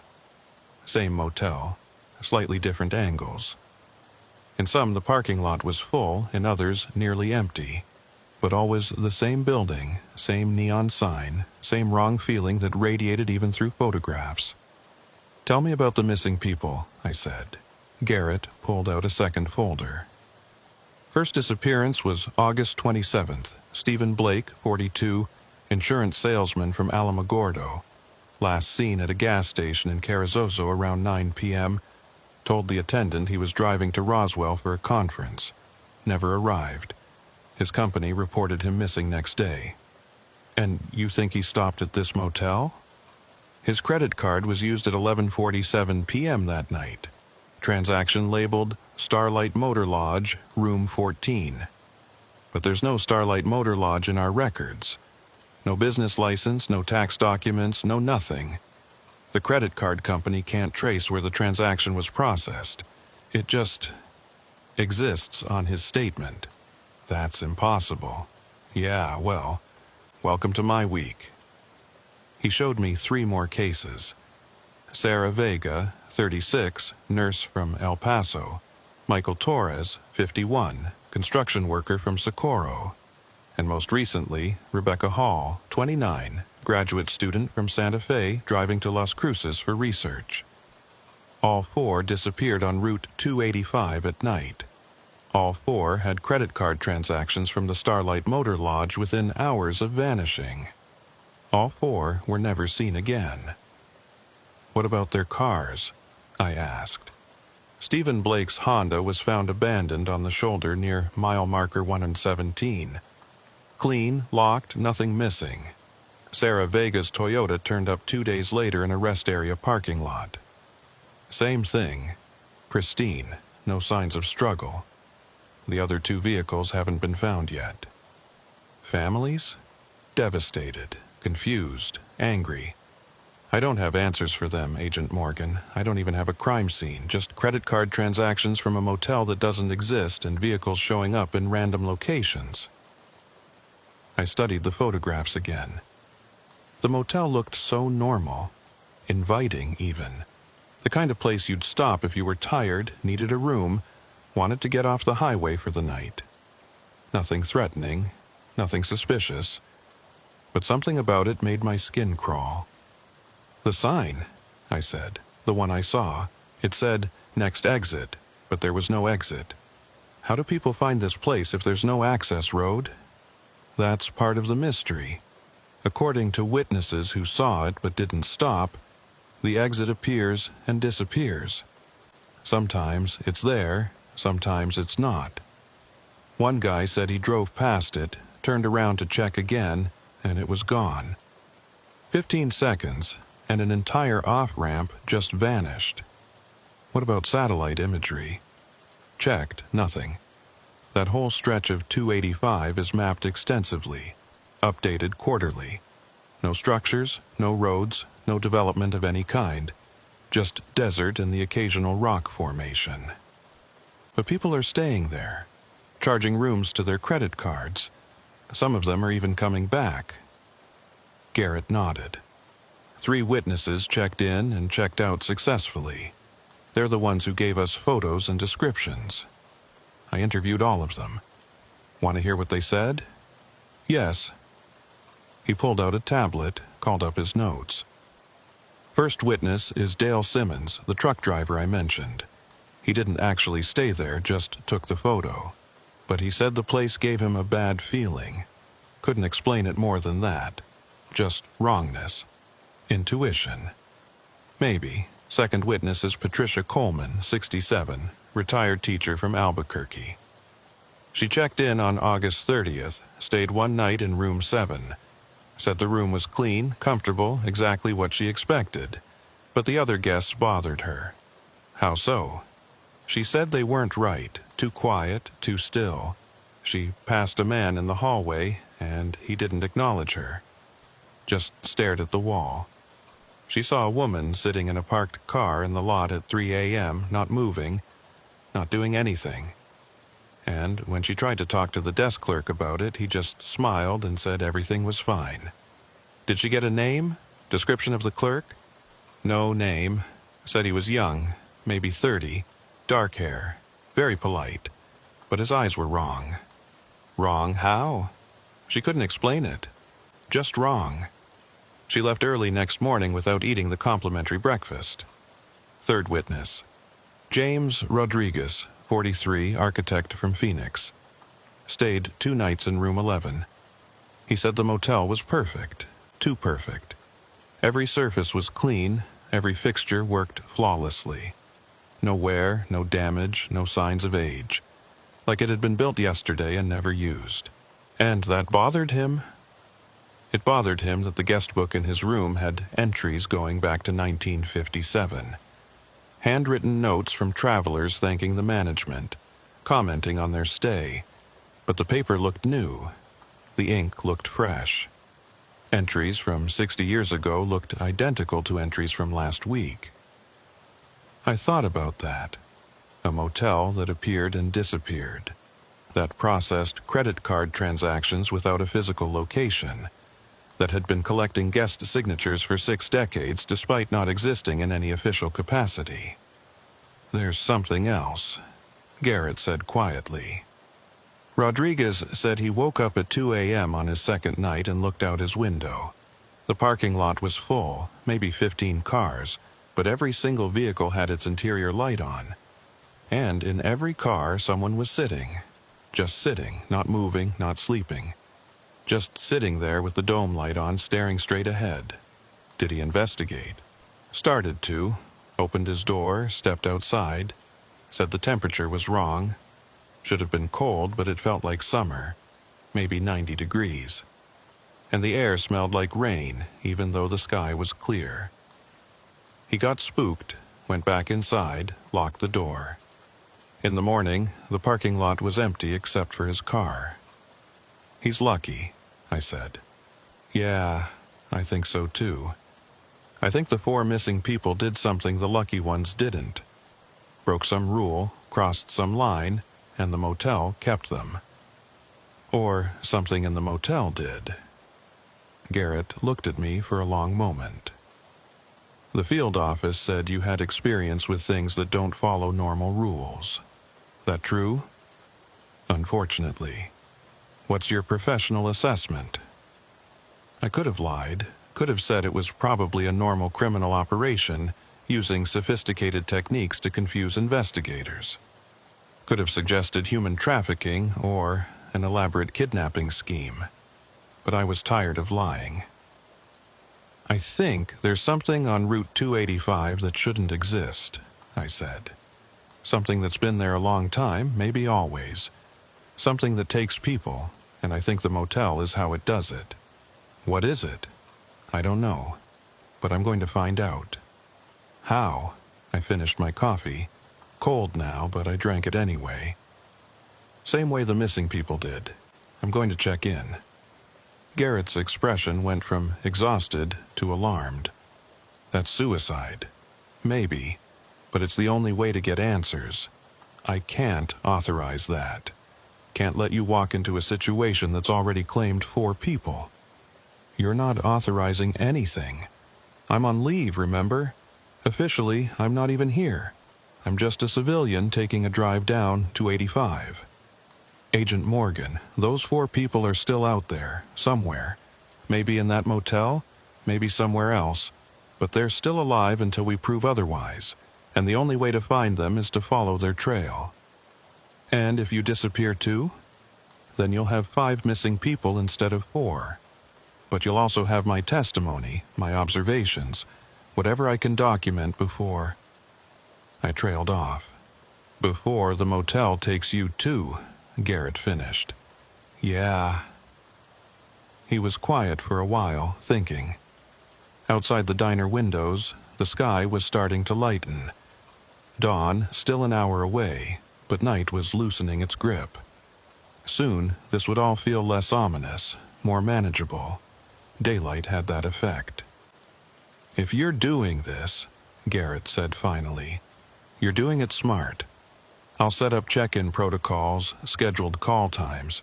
Miss one check-in and I send everything I've got to the state police and FBI. Deal? Deal. And you wear a wire, body camera too. I want documentation of everything you see. Agreed. When? Tonight. This place seems to operate after dark. I'll drive 285 starting around 10 p.m., look for the signs, stop when the exit appears. And then? Then I check into room 14. Same room Stephen Blake charged to his credit card. See what he saw. Figure out what happened to him. You really think you can find answers? I think I can find something. Whether it's answers or just more questions, we'll see. Garrett gave me his personal cell number and made me promise to call every 2 hours starting from when I found the motel. We worked out a code system, certain phrases that would indicate I was in danger, needed extraction, or had discovered something critical. Then I drove back to Santa Fe in morning light, everything looking normal and safe and completely different from the night drive down. Hard to believe the same highway could feel so wrong after dark and so benign in daylight. I spent the day preparing, reviewed the case files Garrett had given me, studied the photographs, memorized the witness statements, checked my equipment, body camera small enough to hide under clothing, backup phone with GPS tracker, audio recorder disguised as a pen. All fully charged, all tested and working. I didn't tell anyone what I was planning. My therapist would have tried to stop me. The field office would have ordered me to stand down. My parents would have worried. Better to ask forgiveness than permission, assuming I survived to ask for either. Around 8 p.m., I showered, dressed in civilian clothes and packed a small overnight bag. Made it look like a normal road trip. Tourist stopping at a motel, nothing unusual. I left my actual FBI credentials at home, but carried my backup ID and concealed carry permit. The drive back to Route 285 felt different this time. Anticipation mixed with dread, curiosity tangled with fear. I'd been scared before on operations, but this was something else. This wasn't a human threat I could predict and counter. This was something unknown, something that broke fundamental rules about reality. The Albuquerque incident had taught me that such things existed. I'd seen something in that warehouse that couldn't be explained, couldn't be rationalized. My partner had seen it too, right before he tried to kill me, before I'd had to shoot him in self-defense. Whatever was in the warehouse, it had changed him, hollowed him out and filled him with something else. And when I looked in his eyes as he died, I saw the thing looking back at me. Saw it promise that this wasn't over. 3 weeks of therapy hadn't erased that image, hadn't made me forget what I'd learned, that the world contained things that shouldn't exist, and some of them noticed when you noticed them. Maybe the motel was the same kind of thing. Maybe I was walking into another encounter with something that would break me like it broke my partner. But 4 people were missing, and I was the only one who believed something impossible was responsible. I reached the southern stretch of Route 285 around 10:30 p.m. Traffic was light, just the occasional truck or late-night traveler. The desert on both sides was invisible beyond my headlights, reduced to vague shapes and shadows. Temperature had dropped again, my dashboard reading showing 52 degrees. I drove slowly, watching for signs. Mile marker 115, 116, 117, nothing. Just highway and darkness, and the occasional reflective eyes of animals near the road. Then, at mile marker 119, I saw it. Starlight Motor Lodge, next exit. And this time, there was an exit. The off-ramp appeared in my headlights exactly where highway exits appear, a gentle curve leading away from the main road, marked with the usual yellow warning signs and reflectors. It looked completely normal, completely real. I slowed down, signaling even though there was no one behind me. My heart was pounding, mouth dry. This was it, the point of no return. Take the exit and enter whatever waited at that motel. Or keep driving and abandon 4 people who might still need help. Not really a choice. I took the exit. The off-ramp curved through darkness for maybe half a mile. No lights, no structures, just my headlights showing cracked asphalt and desert scrub on both sides. Then I crested a small rise, and there it was, the Starlight Motor Lodge. Exactly like the photographs. Single-story motor court wrapped around a parking lot. Classic 50s design. Neon sign glowing pink and blue. The word Starlight in script with a star dotting the I. Lights on in maybe half the rooms. Cars parked in front of several units. Office at the front with vacancy sign lit in red neon. It looked perfect. Normal. Inviting. And it felt completely wrong. I pulled into the parking lot, chose a space near the office, turned off my engine. The silence was immediate and total. No highway noise, no wind, no insects. Just silence.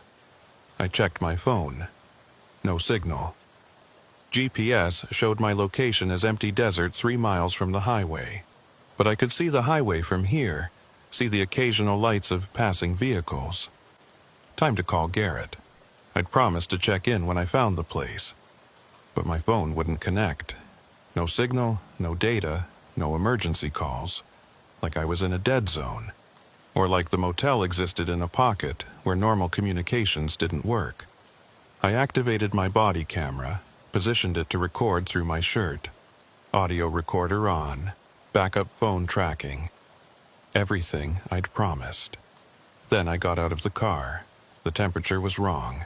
Garrett's witness had mentioned this. Should have been in the 50s, but it felt like 80, warm and humid like summer. The air had that pre-rain smell, ozone and moisture, despite the clear sky. I walked toward the office. 6 other cars in the lot, all older models. A Buick from the 80s, a Ford pickup from the 90s, a Honda sedan maybe 10 years old. Nothing new. Nothing that looked like it belonged in 2021. Through the office window I could see a desk, a clerk standing behind it. Young guy, maybe 30, dark hair, smiling. I pushed open the door. A bell chimed. The clerk looked up. "Welcome to the Starlight Motor Lodge," he said. His voice was pleasant, professional. "Checking in?" "Yes, room for 1 night." "Of course. We have several available. Any preference?" "Room 14, I said, watching his reaction. His smile didn't change. "Certainly. Room 14 is available. May I see your ID and a credit card?" I handed them over. He processed them with old-fashioned mechanical credit card imprinter, the kind nobody used anymore. Wrote my information in a leather-bound ledger by hand. Precise, careful handwriting. "Will you be needing a wake-up call?" he asked. "No, thank you. The coffee maker in your room has complimentary coffee and tea. Ice machine is next to the office. Pool is closed for the season, but vending machines are available 24 hours. Appreciate it." He handed me a physical key, not a key card. Old brass key with a plastic diamond tag stamped with 14. "Checkout is at 11 a.m. Enjoy your stay." "Thanks." I turned to leave, then paused. "How long has this motel been here?" "Since 1957, he said without hesitation. "Family owned and operated for 64 years. Business been good? We get our share of travelers, people who need a place to stop, a place to rest. We take care of them." Something in how he said that last part made my skin crawl. But his smile never wavered. His eyes never left mine. And those eyes were wrong, just like Patricia Coleman had said. Not the color or shape. Something deeper. Like they were windows into empty rooms. "I'll let you get settled," he said. "Let me know if you need anything." I left the office, bell chiming again as the door closed. Walked across the parking lot to room 14, key heavy in my hand. The other cars sat silent, dark. No movement in any of the lit rooms, no sound at all. Room 14 was at the far end. corner unit. I unlocked it, pushed the door open. Standard motel room. Double bed, dresser, small bathroom, TV mounted on the wall. Clean, tidy, exactly what you'd expect. But it felt wrong. Just like everything else here felt wrong. I entered, locked the door behind me. Checked my phone again. Still no signal. Checked the body camera, still recording. Audio recorder capturing everything. I was in. Now, I just had to survive until morning. And figure out what happened to Stephen Blake, Sarah Vega, Michael Torres, and Rebecca Hall. 4 people who checked into this motel and never checked out. 4 people who might still be here somewhere.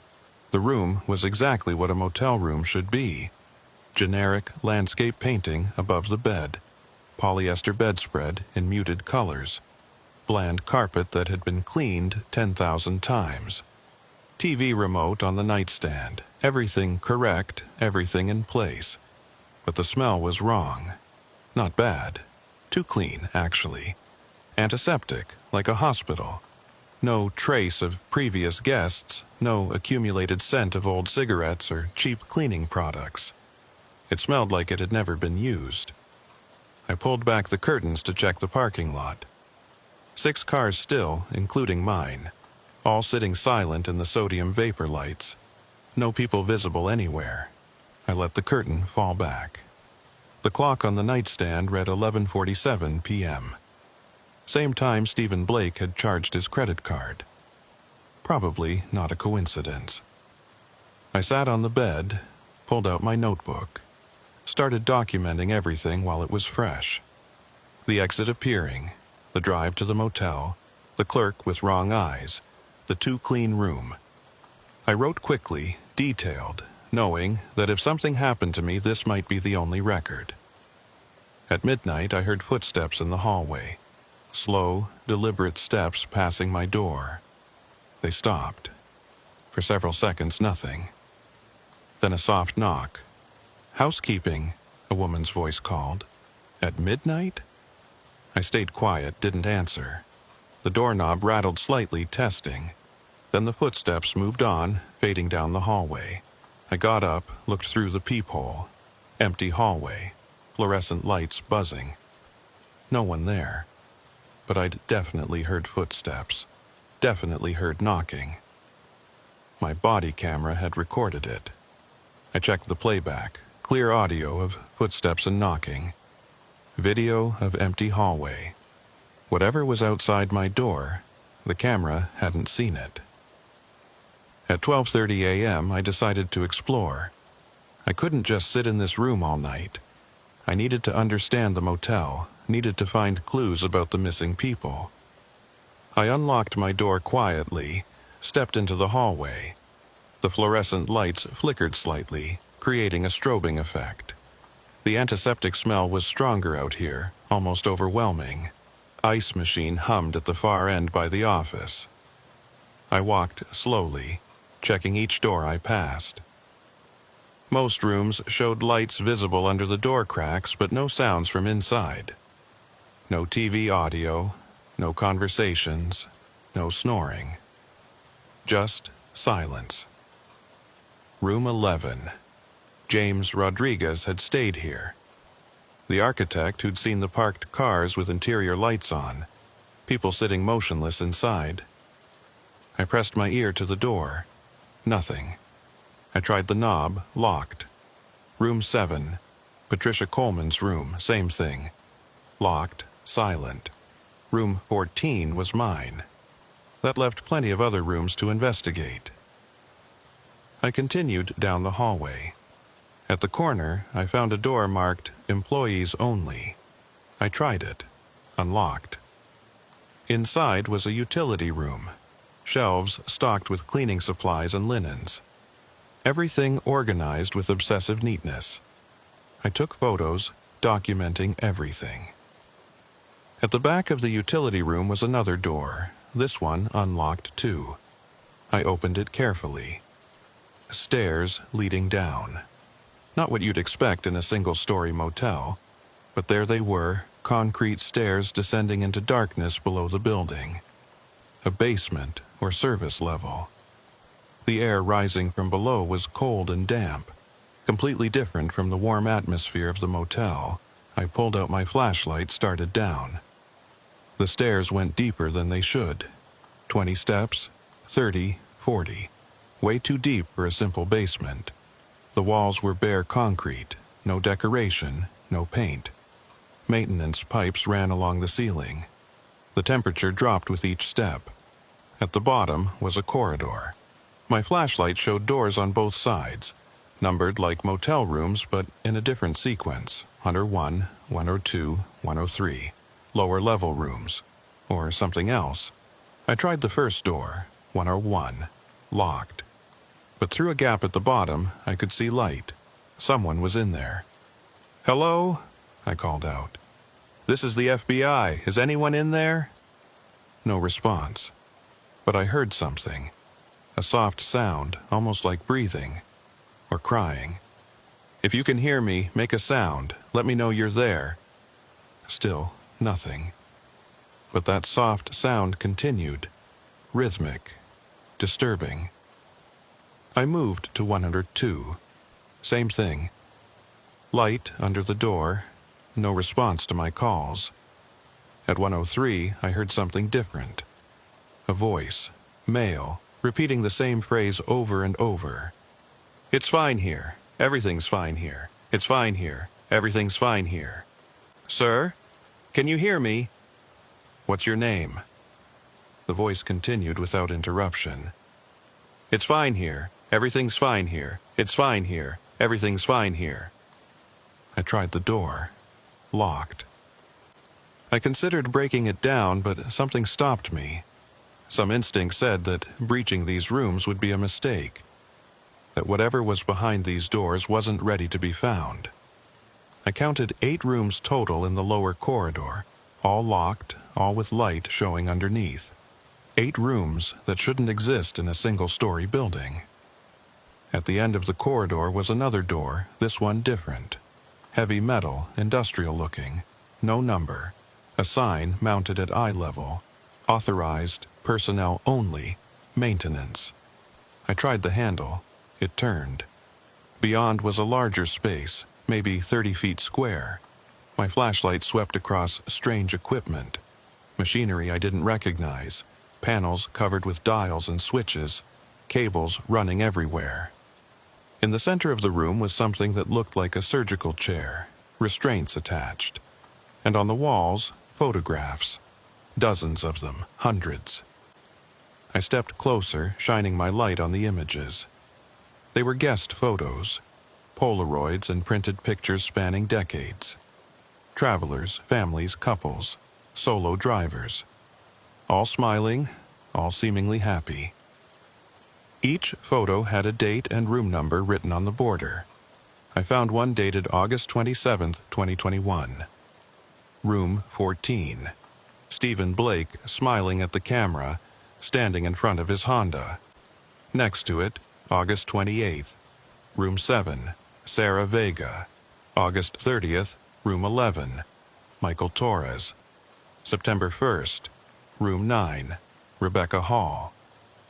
They were all here, all 4 missing people, photographed at the motel. Proof they'd been here. Proof this place was real.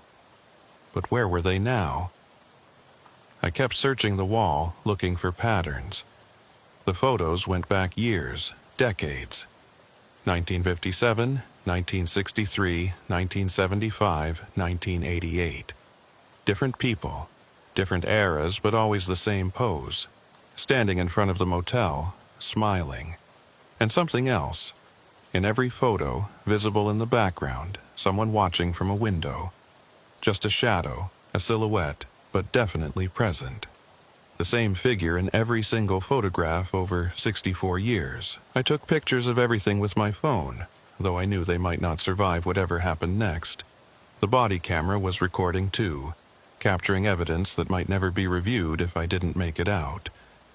A sound behind me made me spin around. The clerk from the office stood in the doorway, still smiling.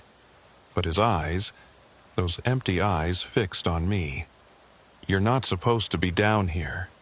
"Where are the missing people?" I demanded, hand moving toward my weapon. "Stephen Blake, Sarah Vega, where are they?" "They're not missing," he said. "They're guests, just like you." "I'm a federal agent. I'm conducting an investigation." "You're a guest," he repeated. "And guests have rules. One of those rules is staying in designated areas. The maintenance level is not designated." He took a step toward me. I drew my weapon. "Don't move. I'm armed and I will shoot." His smile didn't change. "That won't help. Nothing down here follows your rules, Agent Morgan. Your authority doesn't reach this far. How do you know my name?" "I know all my guests. Always have. Since 1957, I've welcomed travelers to the Starlight. Helped them rest. Helped them stay. You're not human. Neither is this place. Surely you figured that out by now." He took another step. I aimed at his chest. "I'm warning you. Fire if it makes you feel better. But you can't kill what was never alive." I squeezed the trigger. The shot was deafening in the enclosed space. The bullet hit him center mass. Should have dropped him immediately. He didn't even flinch. The wound was there. I saw the impact. But no blood, no reaction. He just kept walking forward, smile never wavering. "I told you," he said. "Different rules." I ran. Back through the maintenance room into the corridor with the locked doors. Behind me, I heard him following. Not hurrying, just walking at that same measured pace. I hit the stairs, took them two at a time. Up, up, up. The distance seemed longer than before, more steps than I'd descended. But finally I burst through the door into the utility room, then out into the motel hallway. I ran to my room, slammed the door, locked it. Pushed the dresser in front as an extra barrier. Breathing hard, weapon still drawn, I waited. Footsteps in the hall. Slow, deliberate. They stopped outside my door. "Agent Morgan," the clerk's voice called. "You violated the guest agreement. There are consequences for that." "Go to hell." "I'm afraid that's where you already are. This motel exists between spaces, between the world you know and something else. People find us when they're lost, when they need rest, when they're vulnerable. And we take care of them forever. You're kidnapping people. We're offering sanctuary, a place where they can stay, where they never have to face the outside world again. Most of them eventually accept this, stop fighting, settle in. The rooms downstairs, that's where you keep them. That's where they keep themselves. The integration takes time, days, weeks, sometimes months. But eventually they understand. Eventually they become part of the Starlight. And if they don't? Silence, then. Then they join the walls. I looked at the walls of my room. Really looked. The generic paint job, the bland surface. But in the right light I could see patterns. Shapes pressed into the material beneath. Human shapes. You're insane. I'm patient, and I have all the time in the world. You'll stay in that room, Agent Morgan. Eventually, you'll get hungry. Eventually, you'll get thirsty. And when you open that door, I'll be here, waiting. The footsteps retreated. I was alone again, trapped in a motel room with walls made of people. I checked my phone, 2:17 a.m. Still no signal. My missed check-in with Sheriff Garrett would have happened an hour ago. He'd know something was wrong. But what could he do? Send deputies to a location that didn't exist on any map? I needed to think, needed to figure out how to escape. The windows. Could I break through them? I checked. The curtains were heavier than I'd initially noticed. When I pulled them aside, I saw why. The window wasn't glass. It was something else, some material that looked like glass but felt like concrete. I hit it with the butt of my gun. Nothing, not even a scratch. The door was the only exit, and the clerk was right. Eventually, I'd have to open it. Or I'd die in here and probably get absorbed into the walls like everyone else who'd resisted. Think, Morgan, you've been in bad situations before. Find the angle, find the way out. The maintenance room, the equipment I'd seen. What was it for? And why was it the only thing that had made the clerk react? He'd been calm about everything else, but finding me in that room had bothered him. Maybe that was the key.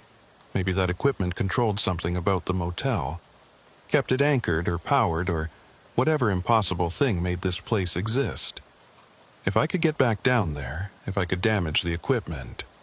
But that meant getting past the clerk, and he'd proven bullets didn't work. I needed another approach. At 3 a.m. I heard sounds outside, car engines starting. I looked through the peephole. All 6 cars in the parking lot were pulling out, leaving together. Headlights sweeping across the building as they turned, then gone down the exit ramp toward the highway.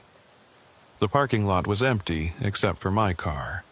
Then I heard voices, multiple voices, coming from the other rooms, all speaking in unison. Stay with us, stay with us, stay with us. It was the other guests, the people in the lit rooms. All of them chanting together, trying to convince me, or maybe trying to convince themselves. I opened my notebook, started writing. If I didn't make it, someone needed to know what I'd discovered. The motel, the clerk, the basement rooms, the maintenance equipment. Everything. At 4 a.m., my phone's battery died despite being fully charged when I arrived. At 4:30, my backup phone died too. The body camera and audio recorder continued working, but for how long? At 5 a.m., the voices stopped. The silence that followed was worse. And at 5:30, I heard scratching at my door. Not knocking. Scratching. Like something with claws trying to get in. I pointed my weapon at the door, knowing it was useless but holding it anyway. The scratching continued for 10 minutes, then stopped. Footsteps retreated. I waited until 6 a.m. No more sounds, no more disturbances. The motel had gone quiet. Now or never. Either I tried to escape now while whatever ran this place was quiet, or I waited until I was too weak to try. I moved the dresser away from the door, slowly, quietly. Checked the peephole. Empty hallway. I unlocked the door, opened it a crack. Nothing. No clerk, no guests, no movement. I stepped into the hallway, weapon drawn. Crept toward the utility room and the stairs to the basement. If I could reach the maintenance room, maybe I could find a way to disrupt whatever kept this place running. The utility room door was still unlocked. I entered, moved to the basement stairs. Started down. The descent felt longer this time, the stairs stretching impossibly. After what seemed like 100 steps, I reached the corridor. The locked doors, the lights underneath. The voices had stopped, but I could sense presence behind those doors. People. Or what used to be people. I moved past them to the maintenance room, pushed open the heavy door. The equipment was humming now, alive with power. Lights blinked on the panels, machines cycled through unknown processes, and standing beside the surgical chair, waiting for me, was the clerk. "I knew you'd come back," he said. "Get away from that equipment." "Or what? You'll shoot me again?" "We've established that doesn't work. Then I'll destroy the equipment. Whatever this is, whatever keeps the motel running, I'll tear it all down." "You could try. But this machinery is very old, very robust. It was built to last, built to keep functioning no matter what." "What is it?" "The heart of the starlight. The mechanism that allows this place to exist between spaces. It was created by people who understood that reality has layers, that certain locations can be folded in on themselves. This motel occupies a pocket dimension, connected to your world but separate from it. The equipment maintains that connection. Shut it down.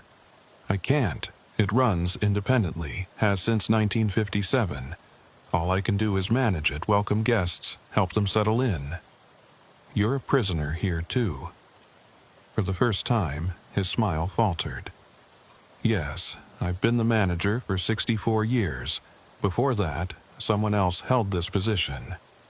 Before them, someone else. The Starlight requires a keeper, and whoever accepts that role becomes bound to it. Then help me shut it down, end this. I don't want to end it. This is my purpose, my existence. Without the Starlight, I'm nothing. You're nothing anyway. You're a puppet for whatever created this place. Perhaps, but a puppet that serves an important function. There are people who need the Starlight. People who can't cope with the outside world, who need sanctuary. We provide that. It's not evil, Agent Morgan. It's necessary. You're kidnapping people. We're offering an alternative. Some accept, some refuse and eventually leave. But those who truly need us, who can't survive out there, they stay, and we take care of them forever. I thought about the photographs on the wall. 64 years of guests. How many had stayed? How many had integrated into the motel, become part of its structure?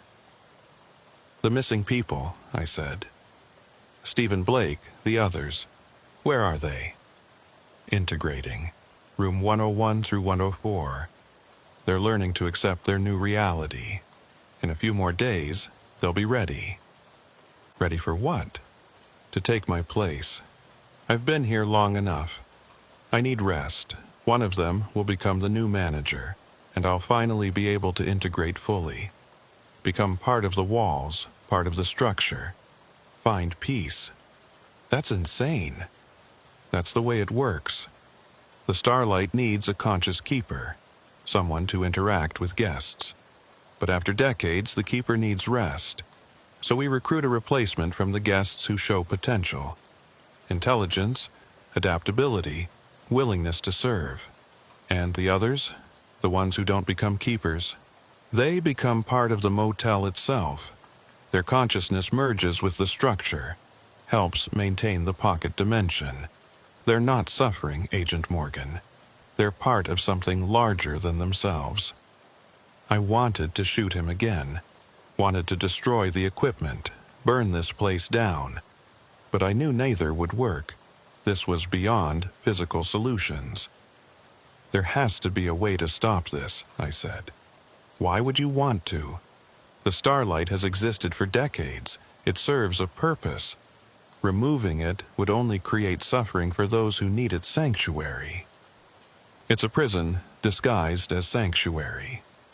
Isn't all sanctuary a kind of prison? Safe walls to keep the world out. The Starlight is just more honest about it. I looked at the equipment, trying to understand its function. Cables ran from the machines into the walls, into the floor, spreading throughout the structure. The surgical chair had restraints and some kind of helmet device. This was where the integration happened, where guests were transformed into components of the motel. What happens if I destroy myself? I asked.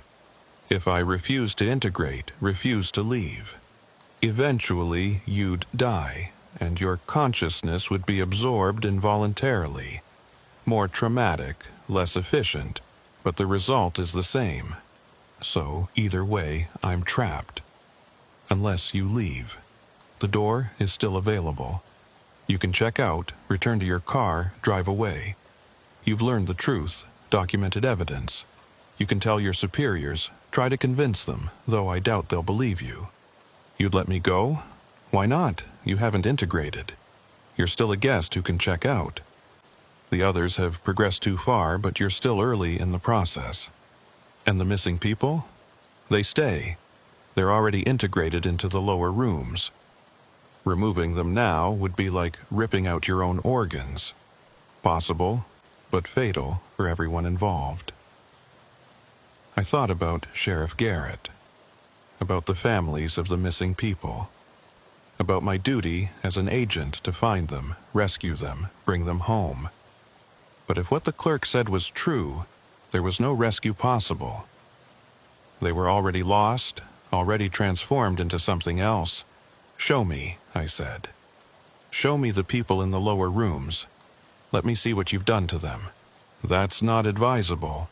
Show me, or I start shooting equipment until something breaks. He considered this, then nodded. Very well. But understand that what you see can't be unseen. He led me back to the corridor with the numbered doors, pulled out a keyring, unlocked room 101. Inside was Stephen Blake, or what had been Stephen Blake. He sat in a chair facing the wall, completely still. His skin had taken on a translucent quality, like I could see through him to the wall behind. His eyes were open but empty, reflecting nothing. And where his body met the chair, the boundary was blurred, like he was merging with the furniture, becoming part of it. He's integrating well, the clerk said. In a few more days, the process will be complete. He'll become fully part of the structure, and his consciousness will expand to encompass the entire motel. He'll be everywhere and nowhere, part of everything. He's dying. He's transcending, becoming something more than human, something eternal. I moved to room 102. Sarah Vega was further along, her form almost completely merged with the wall. Just her face was still visible, eyes closed, expression peaceful. Room 103 held Michael Torres. He was the one I'd heard repeating, "Everything's fine here." He was still saying it, voice barely a whisper now. His body was mostly gone, absorbed into the room's structure. Room 104 was Rebecca Hall. She'd only been here a few days, but the integration was progressing fast. Her outline was still visible but fading, like a photograph left in sunlight too long. "You're murdering them," I said. "I'm giving them purpose. They were lost souls, Agent Morgan, driving alone at night, uncertain about their futures. The starlight called to them because they needed it, and now they're part of something meaningful. You're rationalizing kidnapping and murder. I'm explaining a system that predates your understanding of reality. The starlight exists because it must, and it will continue existing long after you and I are gone." I looked at the 4 missing people, all in various stages of being absorbed into the motel. Could they be saved? Was there any way to reverse the process? "If I shut down the equipment," I said, "what happens to them?" "The pocket dimension collapses. The motel ceases to exist, and everyone integrated into its structure dies instantly.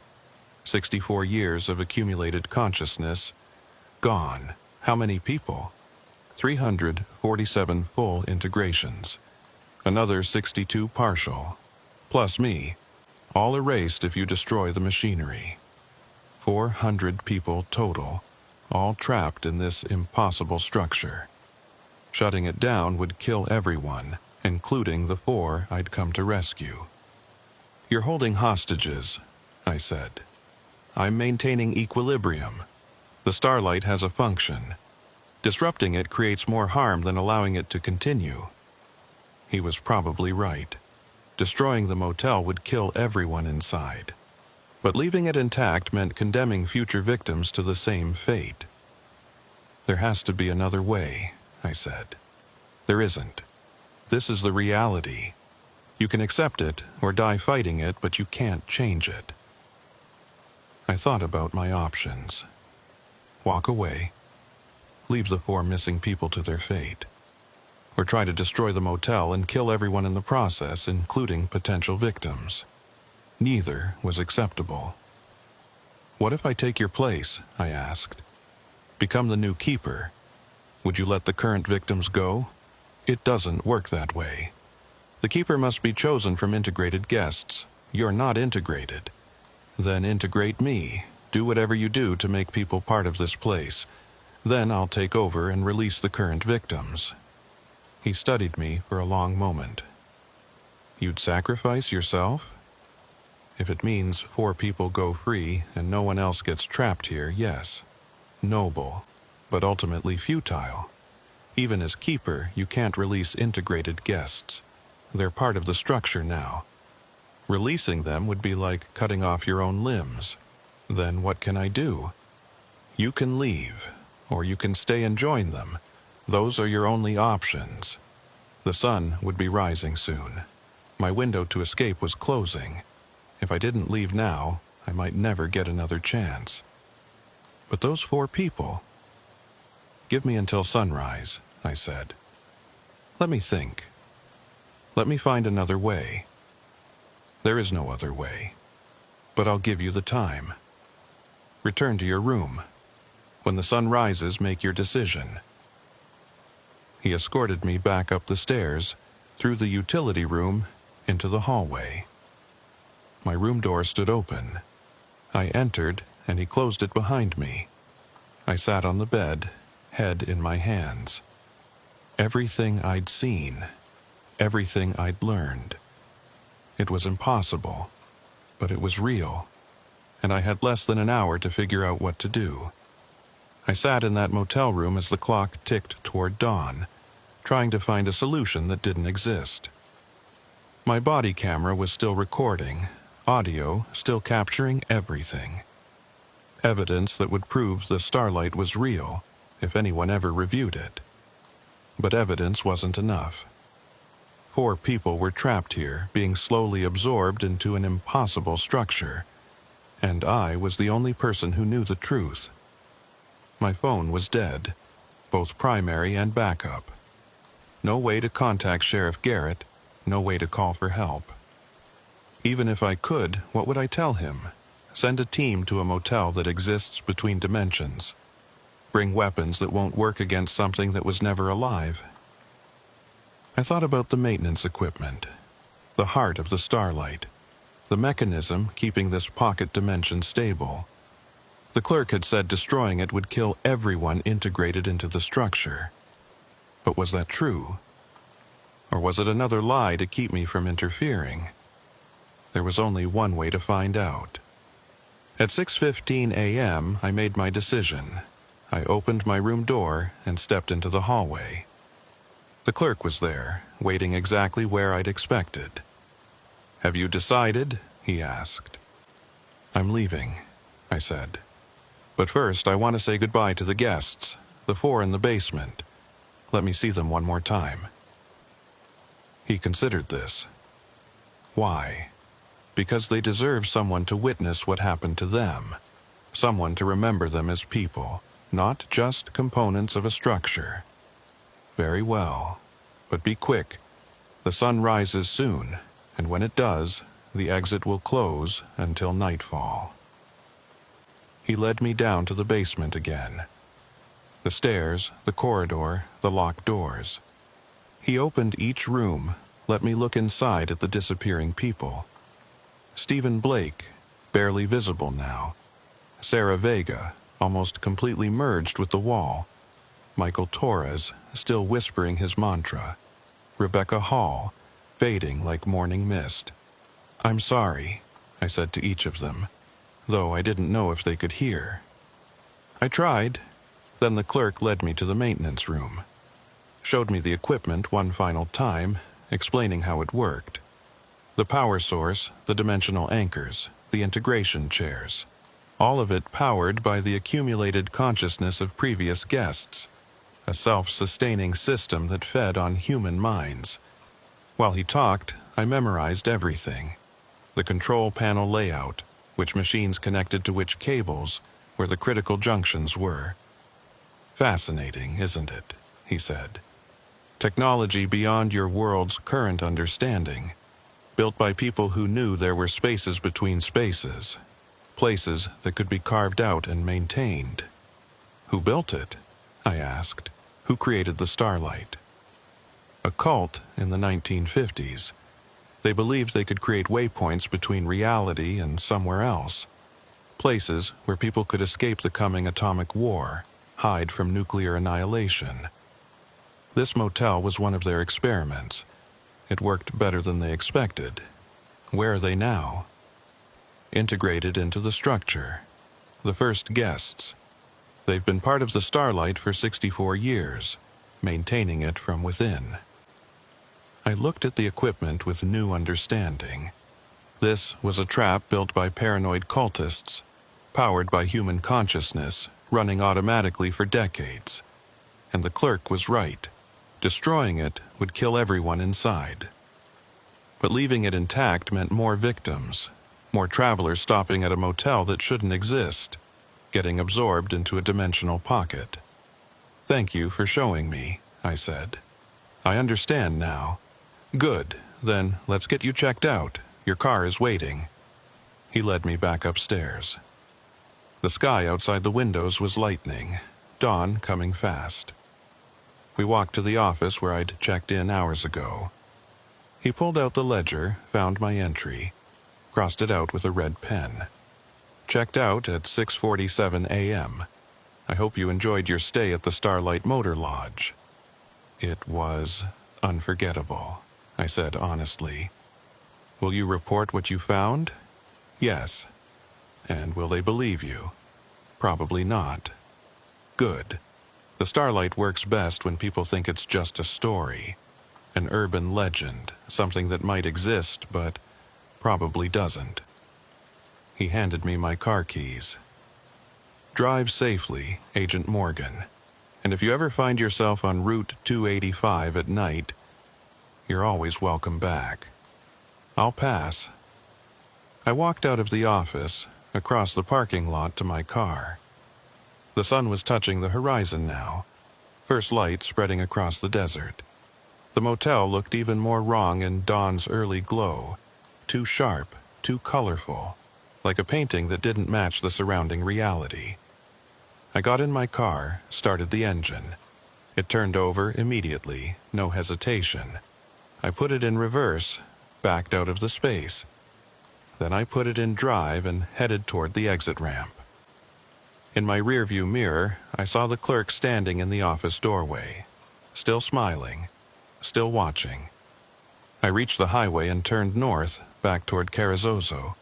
Behind me, the exit ramp to the Starlight Motor Lodge began to fade. By the time I'd driven 100 yards, it was completely gone. Just empty desert. No sign it had ever existed. I drove for 20 minutes before my phone suddenly regained signal. 11 missed calls from Sheriff Garrett, 6 voicemails, a dozen texts, all asking if I was okay, where I was, what had happened. I called him back. "Jesus Christ, Morgan," he answered immediately. "You missed 4 check-ins. I was about to send a search team." "I found the motel," I said. "I checked in. I survived." "And the missing people?" I was quiet for a long moment. "They're still there, integrated into the structure, can't be recovered." "What does that mean?" "It means they're dead, Sheriff. Not dead the way we usually mean it, but gone. Changed. They're part of the motel now. That doesn't make sense." "Nothing about this case makes sense. But I have evidence. Body camera footage, audio recordings, proof the Starlight exists." "Where is it?" "I'll send a team right now." "You can't. It only appears at night.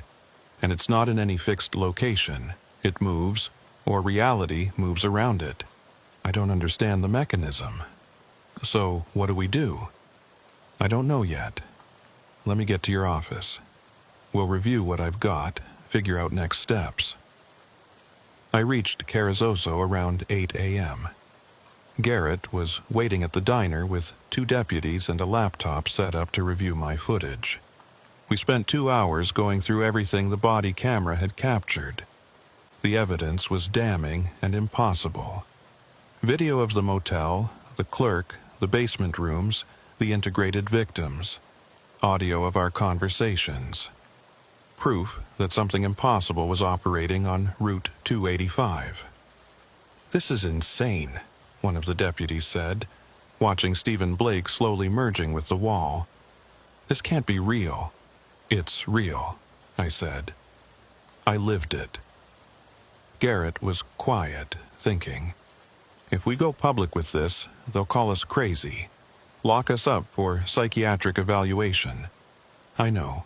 But we can't just ignore it. That thing is still out there. It'll take more people. I know that too. So, what's the play? I thought about the maintenance room, the equipment, the power source, the dimensional anchors. I think I can stop it, I said. But I need help. What kind of help? The illegal kind. Garrett studied me for a moment. Explain. The motel runs on equipment in the basement, machinery that maintains the pocket dimension. If we destroy that equipment, the whole structure collapses. But you said that would kill everyone integrated into it. I did. 400 people total, but most of them have been there for decades. They're not alive in any meaningful sense anymore. And if we don't destroy the motel, it'll keep taking victims, keep adding to that number. That's murder, the deputy said. You're talking about deliberately killing 400 people. I'm talking about ending something that should never have existed. Something that's been kidnapping people for 64 years. Garrett rubbed his face, exhausted. You want to blow it up. Essentially, yes. Get explosives, wait until night when the exit appears, drive in, plant charges in the maintenance room, get out, and detonate. The whole structure collapses, the pocket dimension closes, the starlight ceases to exist. And we live with killing 400 people. Or we do nothing and it continues forever. Taking people, absorbing them, growing. Nobody spoke for a long time. The waitress refilled our coffee, giving us concerned looks. She knew something was wrong, could feel the tension. I need to think about this, Garrett said finally. What you're proposing, it's beyond anything I've dealt with. I understand, but we need to decide fast. Every night that thing exists, someone else might find it. Might check in and never check out. Give me 24 hours. Let me review everything, consider the options. Then we'll make a call. I agreed, though I already knew what had to be done. With or without official support, I was going back to the starlight. I was going to end it. But first, I needed to rest. I'd been awake for over 30 hours, surviving an impossible situation. I was running on adrenaline and desperation. Garrett got me a room at a motel in Carrizozo, a normal, mundane motel with no dimensional pockets or integration rooms. I collapsed on the bed and slept for 6 hours, dreamless and deep. When I woke, it was afternoon. My phone had 17 new messages. Most were from Garrett, but 3 were from an unknown number. The texts said, "You made the right choice leaving, but you can't destroy us. The starlight is eternal." I blocked the number and called Garrett back. "I've been thinking," he said, "and I've been making calls. Reached out to some people I know in federal agencies, ones who deal with unusual situations. They're interested in your evidence." "What did you tell them?" "Everything. Sent them the footage. They want to meet with you." "When?" "Tonight, in Albuquerque. There's a team that specializes in this kind of thing. Dimensional anomalies, reality breaks, impossible structures. Apparently the starlight isn't the first case like this."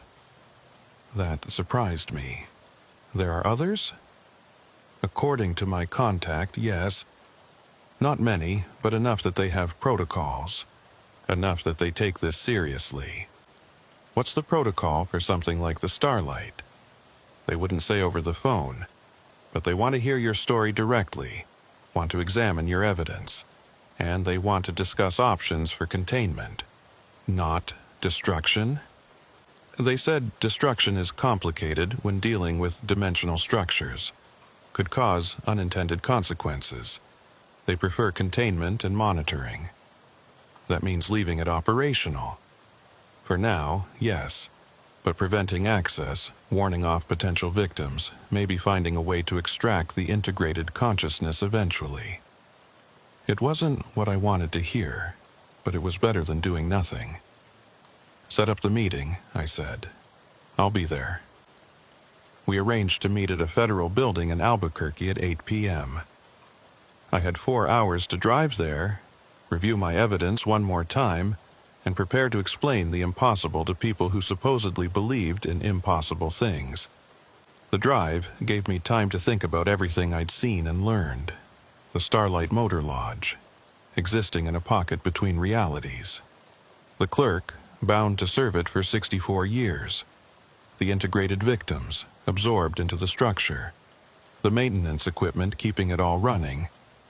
And the cultists who'd built it, trying to escape nuclear annihilation by creating sanctuaries outside normal reality. They'd succeeded too well, created something that lasted long past their original intention. I thought about the 4 missing people I'd seen. Stephen Blake, Sarah Vega, Michael Torres, Rebecca Hall. They were still in there, still slowly merging with the walls. Could they be saved, or were they already too far gone? The federal team would have answers. They had to. They couldn't let something like the Starlight operate indefinitely, collecting victims. Could they? I reached Albuquerque as the sun was setting. The federal building was downtown, nondescript office structure that could house any government agency. I parked, gathered my equipment, and went inside. Garrett was waiting in the lobby with 2 people I didn't recognize. A woman in her 50s, Asian, professional suit and tired eyes. And a man maybe my age, black, casual clothes but military bearing. "Agent Morgan," the woman said, extending her hand. "I'm Dr. Helen Park, Department of Unusual Phenomena. This is Marcus Reed, my field specialist." Unusual phenomena? Branch of DHS most people don't know exists. We handle situations that fall outside the normal investigation protocols. The Starlight Motor Lodge qualifies. You believe me then. We've reviewed your footage. It's compelling. But we need to hear the full story from you. Everything you experienced, everything you learned. They led me to a conference room equipped with recording equipment. For the next 3 hours, I recounted everything. The drive down 285, seeing the signs, taking the exit, checking into room 14. The clerk, the basement rooms, the maintenance equipment, the integrated victims, all of it. Dr. Park asked detailed questions, taking notes. Reed mostly listened, occasionally clarifying tactical details about the motel's layout. They were professional, focused, and most importantly, they believed me. When I finished, Dr. Park sat back. "You were lucky to get out. The Starlight doesn't usually release guests once they've discovered the basement level." The clerk said I hadn't integrated yet, that I could still check out. Technically true, but most people in your situation panic, try to fight, end up triggering defensive responses. You stayed calm, played by the rules. That's why you survived. What are defensive responses?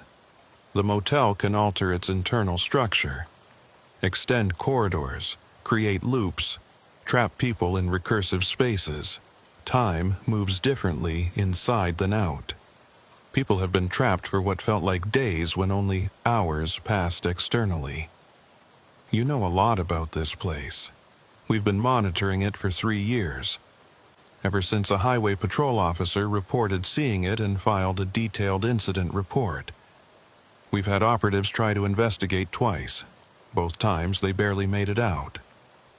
So you know it's dangerous. We know it's complex.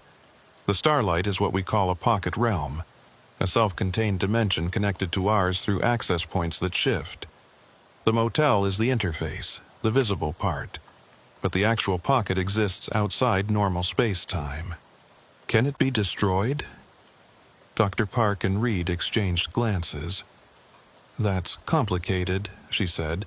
"How complicated?" Destroying a pocket realm can have cascade effects. Reality in the surrounding area can become unstable. We could inadvertently create something worse than the original problem. So you're going to leave it operational. We're going to contain it. Establish a monitoring network. Identify when and where the access points appear.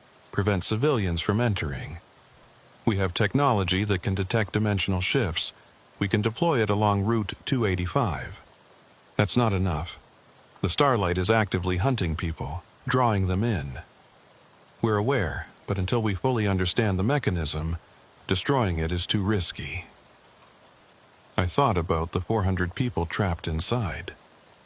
About Stephen Blake slowly merging with the walls. About future victims who'd find the exit ramp and check in, never knowing they'd never leave. What about extraction? I asked.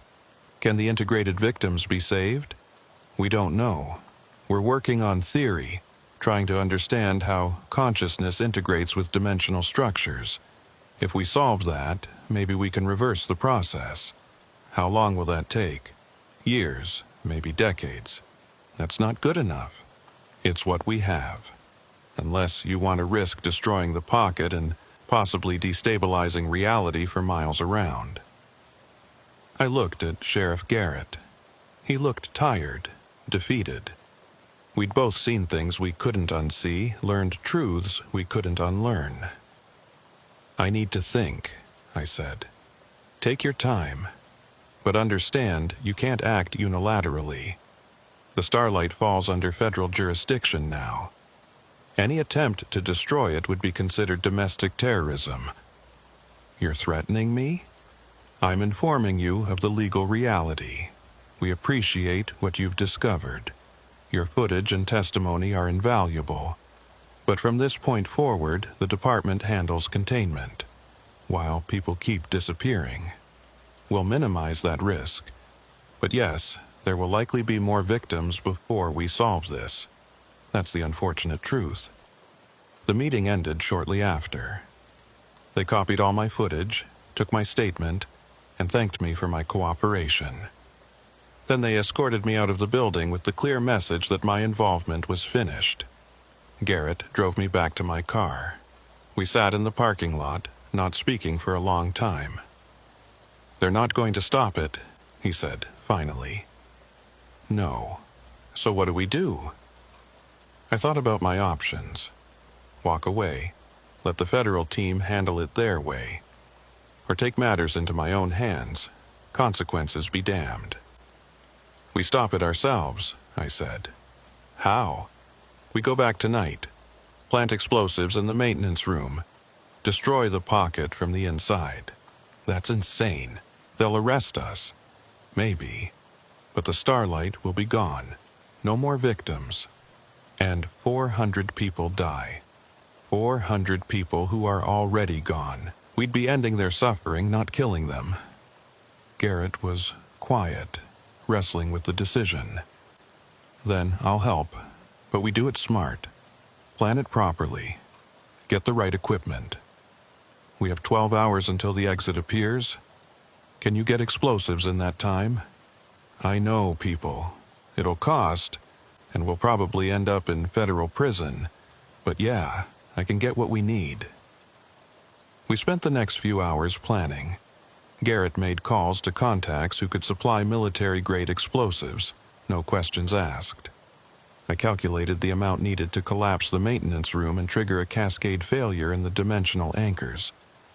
By 10 p.m. we had everything. Enough C4 to level a small building, detonators, timers, protective gear, all loaded in Garrett's truck, ready to go. Last chance to back out, he said as we drove south on Route 285. Once we do this, there's no going back. I know. You understand, we're probably committing murder. The federal team said those integrated people might be saved eventually. They said years. Decades.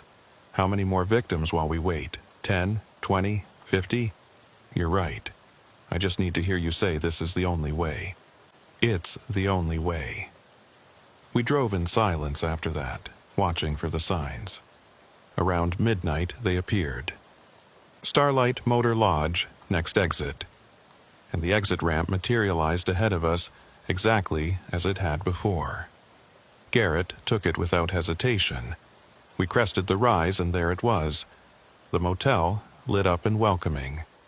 A few cars in the parking lot, lights on in several rooms. Business as usual. We parked, unloaded the equipment. Garrett had dressed in overalls, disguising the explosives as maintenance equipment. I wore civilian clothes, trying to look like a normal guest. "Ready?" he asked. "Ready." We walked to the office. The clerk looked up as we entered. Same guy, same smile. He recognized me immediately. "Agent Morgan, you've returned. Does this mean you've reconsidered?" "Actually, yes. I want to learn more about how this place works. The maintenance equipment fascinated me." His smile widened. "Of course. I'd be happy to show you. And your friend. He's helping me. We're very interested in the dimensional mechanics." "How wonderful. Follow me." He led us through the utility room, down the stairs. Garrett's eyes widened as we descended. The impossible depth, the wrongness of the architecture. But he kept moving, carrying the disguised explosives. We reached the basement corridor. The clerk opened the maintenance room door. "Everything is exactly as you saw before. Please, examine whatever you like." Garrett and I entered. The equipment hummed and blinked, keeping the pocket dimension stable. The surgical chairs, the cables, the control panels, all of it ready to be destroyed. The clerk stood in the doorway, watching. "You're planning to destroy this, aren't you?" "Yes," I said, not bothering to lie. "I thought you might, that's why I let you return. I wanted you to understand what you're about to do. I understand perfectly. I'm ending something evil. You're ending sanctuary for people who need it. But more than that, you're ending 400 integrated consciousness. 400 people who still exist in a distributed form. They're not people anymore. They're prisoners. They're transformed, evolved, part of something greater. And you're going to extinguish them because you can't accept what they've become. I'm going to free them. You're going to kill them. But I won't stop you. I've been hoping for this for years.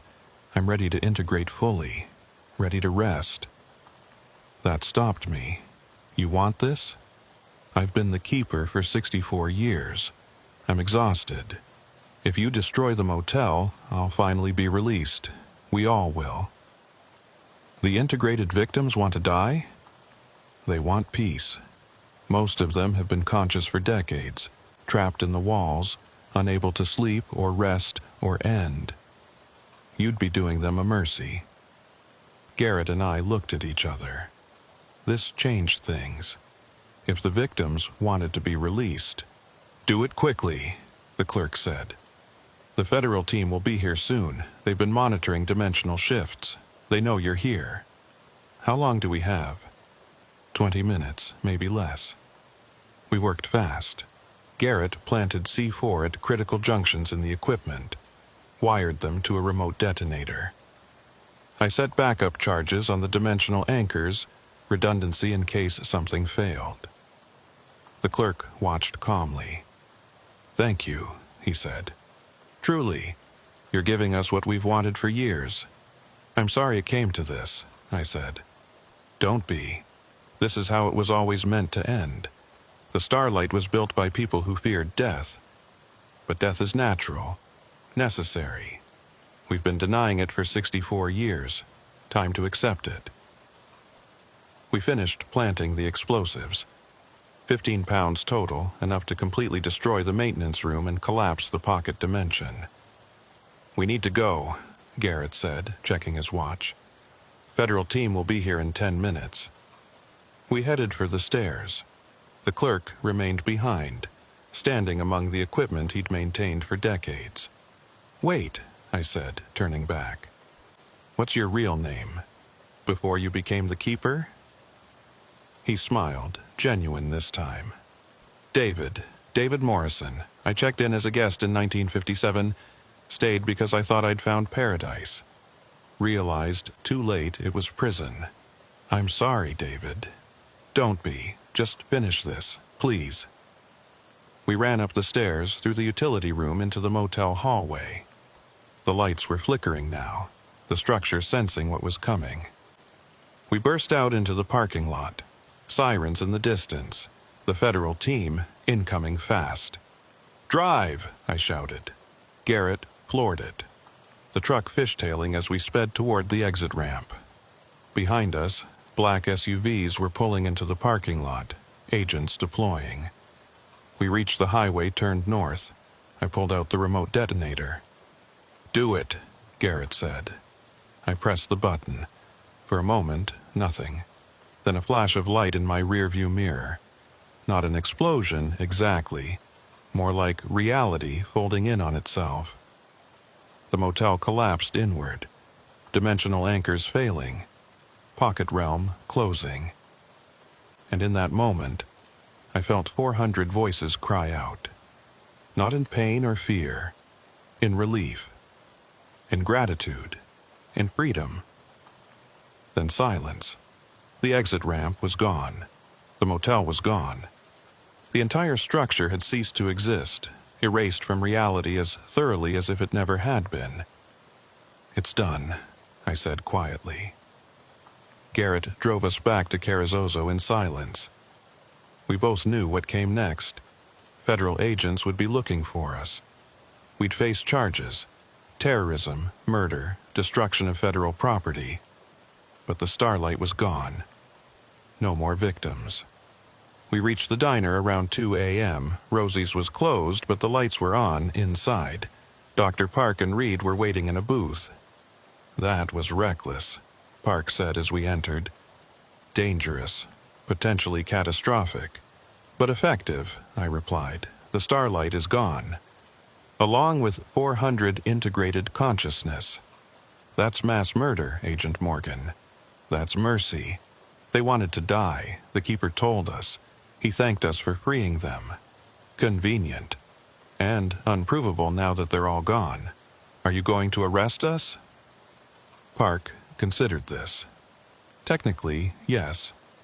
You destroyed federal evidence, violated orders, caused an uncontrolled dimensional collapse, but our scans show the collapse was clean. No cascade effects, no reality instability. The pocket closed perfectly, like it was designed to be destroyed. Almost like someone built in a failsafe. Maybe they did, I said. Maybe the cultists who created it knew someday it would need to end. Maybe. Regardless, the starlight is gone. The threat is eliminated. And while your methods were illegal, the results are acceptable. So, no charges? I didn't say that. You'll both face consequences. But perhaps not federal prison. Perhaps just suspension, fines, permanent records. The kind of punishment that ruins careers without ending lives. I can live with that, Garrett said. Me too, I agreed. Park stood. Get some rest. Report to the Albuquerque office tomorrow at 10 a.m. We'll process everything then. She and Reed left. Garrett and I sat in the booth, exhausted. Was it worth it? He asked. I thought about the 4 missing people who'd never come home. About the 400 voices crying out in relief as they finally found peace. About the countless future victims who'd never disappear into an impossible motel. Yeah, I said, it was worth it. I lost my FBI credentials 3 weeks later. Technically, voluntary resignation, but we all knew it was forced. The official story was burnout following the Albuquerque incident. Need for extended psychiatric evaluation. Nobody mentioned the Starlight Motor Lodge. Garrett kept his sheriff position but with sanctions. No federal cooperation for 5 years. No access to certain databases. A small price to pay, he said, for ending something evil. The 4 families of the missing people were told their loved ones died in an accident, bodies unrecoverable. Stephen Blake's family held a memorial service. Sarah Vega's sons planted a tree in her honor. Michael Torres's wife remarried eventually. Rebecca Hall's parents never really recovered. I attended all 4 memorials, sitting in the back, saying nothing. They deserved better than lies, but the truth was impossible to explain. Dr. Park's team spent months studying the site where the starlight had existed. They found nothing. No residual dimensional energy, no structural remains, no evidence anything had ever been there. Just empty desert, exactly like it should be. But Route 285 changed after that. Fewer mysterious disappearances, fewer reports of strange motels appearing at night. Whatever the starlight had been, destroying it had ended the phenomenon. I moved to Colorado, took a job as a private investigator. Mostly routine work. Insurance fraud, missing persons, background checks. Nothing involving impossible structures or dimensional pockets. And that suited me fine. But 3 months after the starlight's destruction, I got a call. Unknown number, middle of the night. Agent Morgan? A man's voice, familiar, but I couldn't place it. Who is this? You freed us, thank you. David? What's left of him? The integration preserved consciousness even after death. We're scattered now, diffuse, fading. But before we go completely, we wanted you to know you did the right thing. Are you in pain? No. We're dissolving peacefully, returning to whatever comes next. The 400 of us together, finally free, finally able to rest. I'm sorry it took so long. Don't be. 64 years in prison, but infinity in freedom. The math works out. What about the 4 recent victims?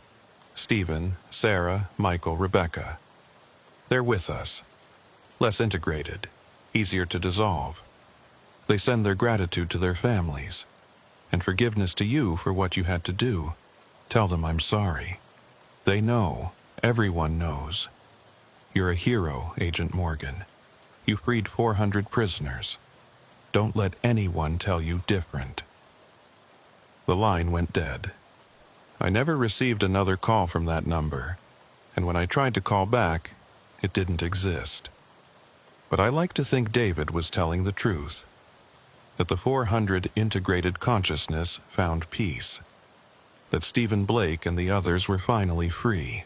I wrote up a full report of everything, the investigation, the motel, the destruction, sealed it in an envelope addressed to the FBI's X-Files equivalent, whatever official branch handles impossible cases. Maybe someday it'll be declassified. Maybe someone will read it and understand what happened on Route 285 in September 2021. Or maybe it'll stay buried, another impossible story that officially never happened. Sheriff Garrett still calls me occasionally. We don't talk about the starlight directly, assume our phones are monitored, but he mentions that Route 285 is quiet now. The travelers report normal journeys, no missing motels, no dimensional shifts. He's retiring next year, says he's done enough, seen enough, wants to spend his remaining time fishing and forgetting. I don't blame him. As for me, I keep working, keep investigating, keep looking for truth in a world that prefers comfortable lies. The Albuquerque incident taught me impossible things exist. The starlight taught me they can be stopped. But sometimes, late at night, I dream about that motel, about walking its corridors, hearing whispers from the walls, seeing the clerk's empty eyes. And I wake up wondering if I really destroyed it, or just closed one access point while others remain. Dr. Park said pocket realms are complex, that they can have multiple interfaces, multiple connection points to normal reality. What if the Starlight Motor Lodge was just one entrance? What if there are others? I've spent months researching, finding reports of similar phenomena, motels that appear and disappear, hotels with rooms that shouldn't exist, rest stops where time moves wrong. They're rare, but they're out there. Scattered across the country, maybe the world. Each one a pocket realm. Each one collecting victims. Each one waiting to be found. And maybe that's my new job. Not federal agent anymore, but something else. Someone who knows the truth, who's seen the impossible, who's willing to do what needs to be done. There's a place in Nevada I'm investigating. A diner that exists in 3 locations simultaneously. Witnesses say they ate breakfast, drove 50 miles, and found the same diner with the same staff serving the same meal. Like reality is looping, creating duplicates. 3 people have disappeared after visiting that diner. Their cars were found, but they weren't. Sounds familiar. I'm driving there next week. Gonna eat at that diner, see what I can learn. Maybe it's nothing. Maybe it's something worse than the Starlight. Either way, I'll find out. Because someone has to. Someone needs to investigate the places that shouldn't exist. The phenomena that official channels ignore. Someone needs to protect people from impossible threats. That someone used to be FBI agent Caroline Morgan. Now it's just Caroline Morgan. Private investigator with extremely unusual specialties. The pay is worse. The risks are higher. The support is non-existent. But I'm good at it. And after the Starlight, I know I can handle whatever else is out there. As long as I remember the lesson, when you find something impossible, something that breaks reality's rules, sometimes the only solution is to break it back. Destroy it completely. Give no quarter to things that shouldn't exist. The federal team wanted to study the Starlight, contain it, learn from it. And while they were studying, people kept disappearing, kept getting absorbed into walls, kept crying out for mercy that never came. We gave them that mercy. Freed 400 prisoners in one catastrophic moment. Was it the right choice? I think so. David Morrison thought so. The integrated victims thought so. But I carry those 400 deaths anyway. Not as guilt. They wanted to die. But as responsibility. I ended their suffering, but I also ended them. That's a weight I'll carry forever. And maybe that's appropriate. Maybe that's the cost of doing what needs to be done. You save who you can, end what must be ended, and live with the consequences. The Starlight Motor Lodge is gone, destroyed, dissolved, erased from reality. But somewhere in the desert night, other impossible things wait. Other pockets exist. Other structures trap unwary travelers. And I'm coming for them too. One motel at a time. One diner. One rest stop. One impossible place after another. Until I've freed every prisoner, destroyed every pocket, ended every trap. Or until something finally traps me. Either way, the work continues. The Starlight was just the beginning.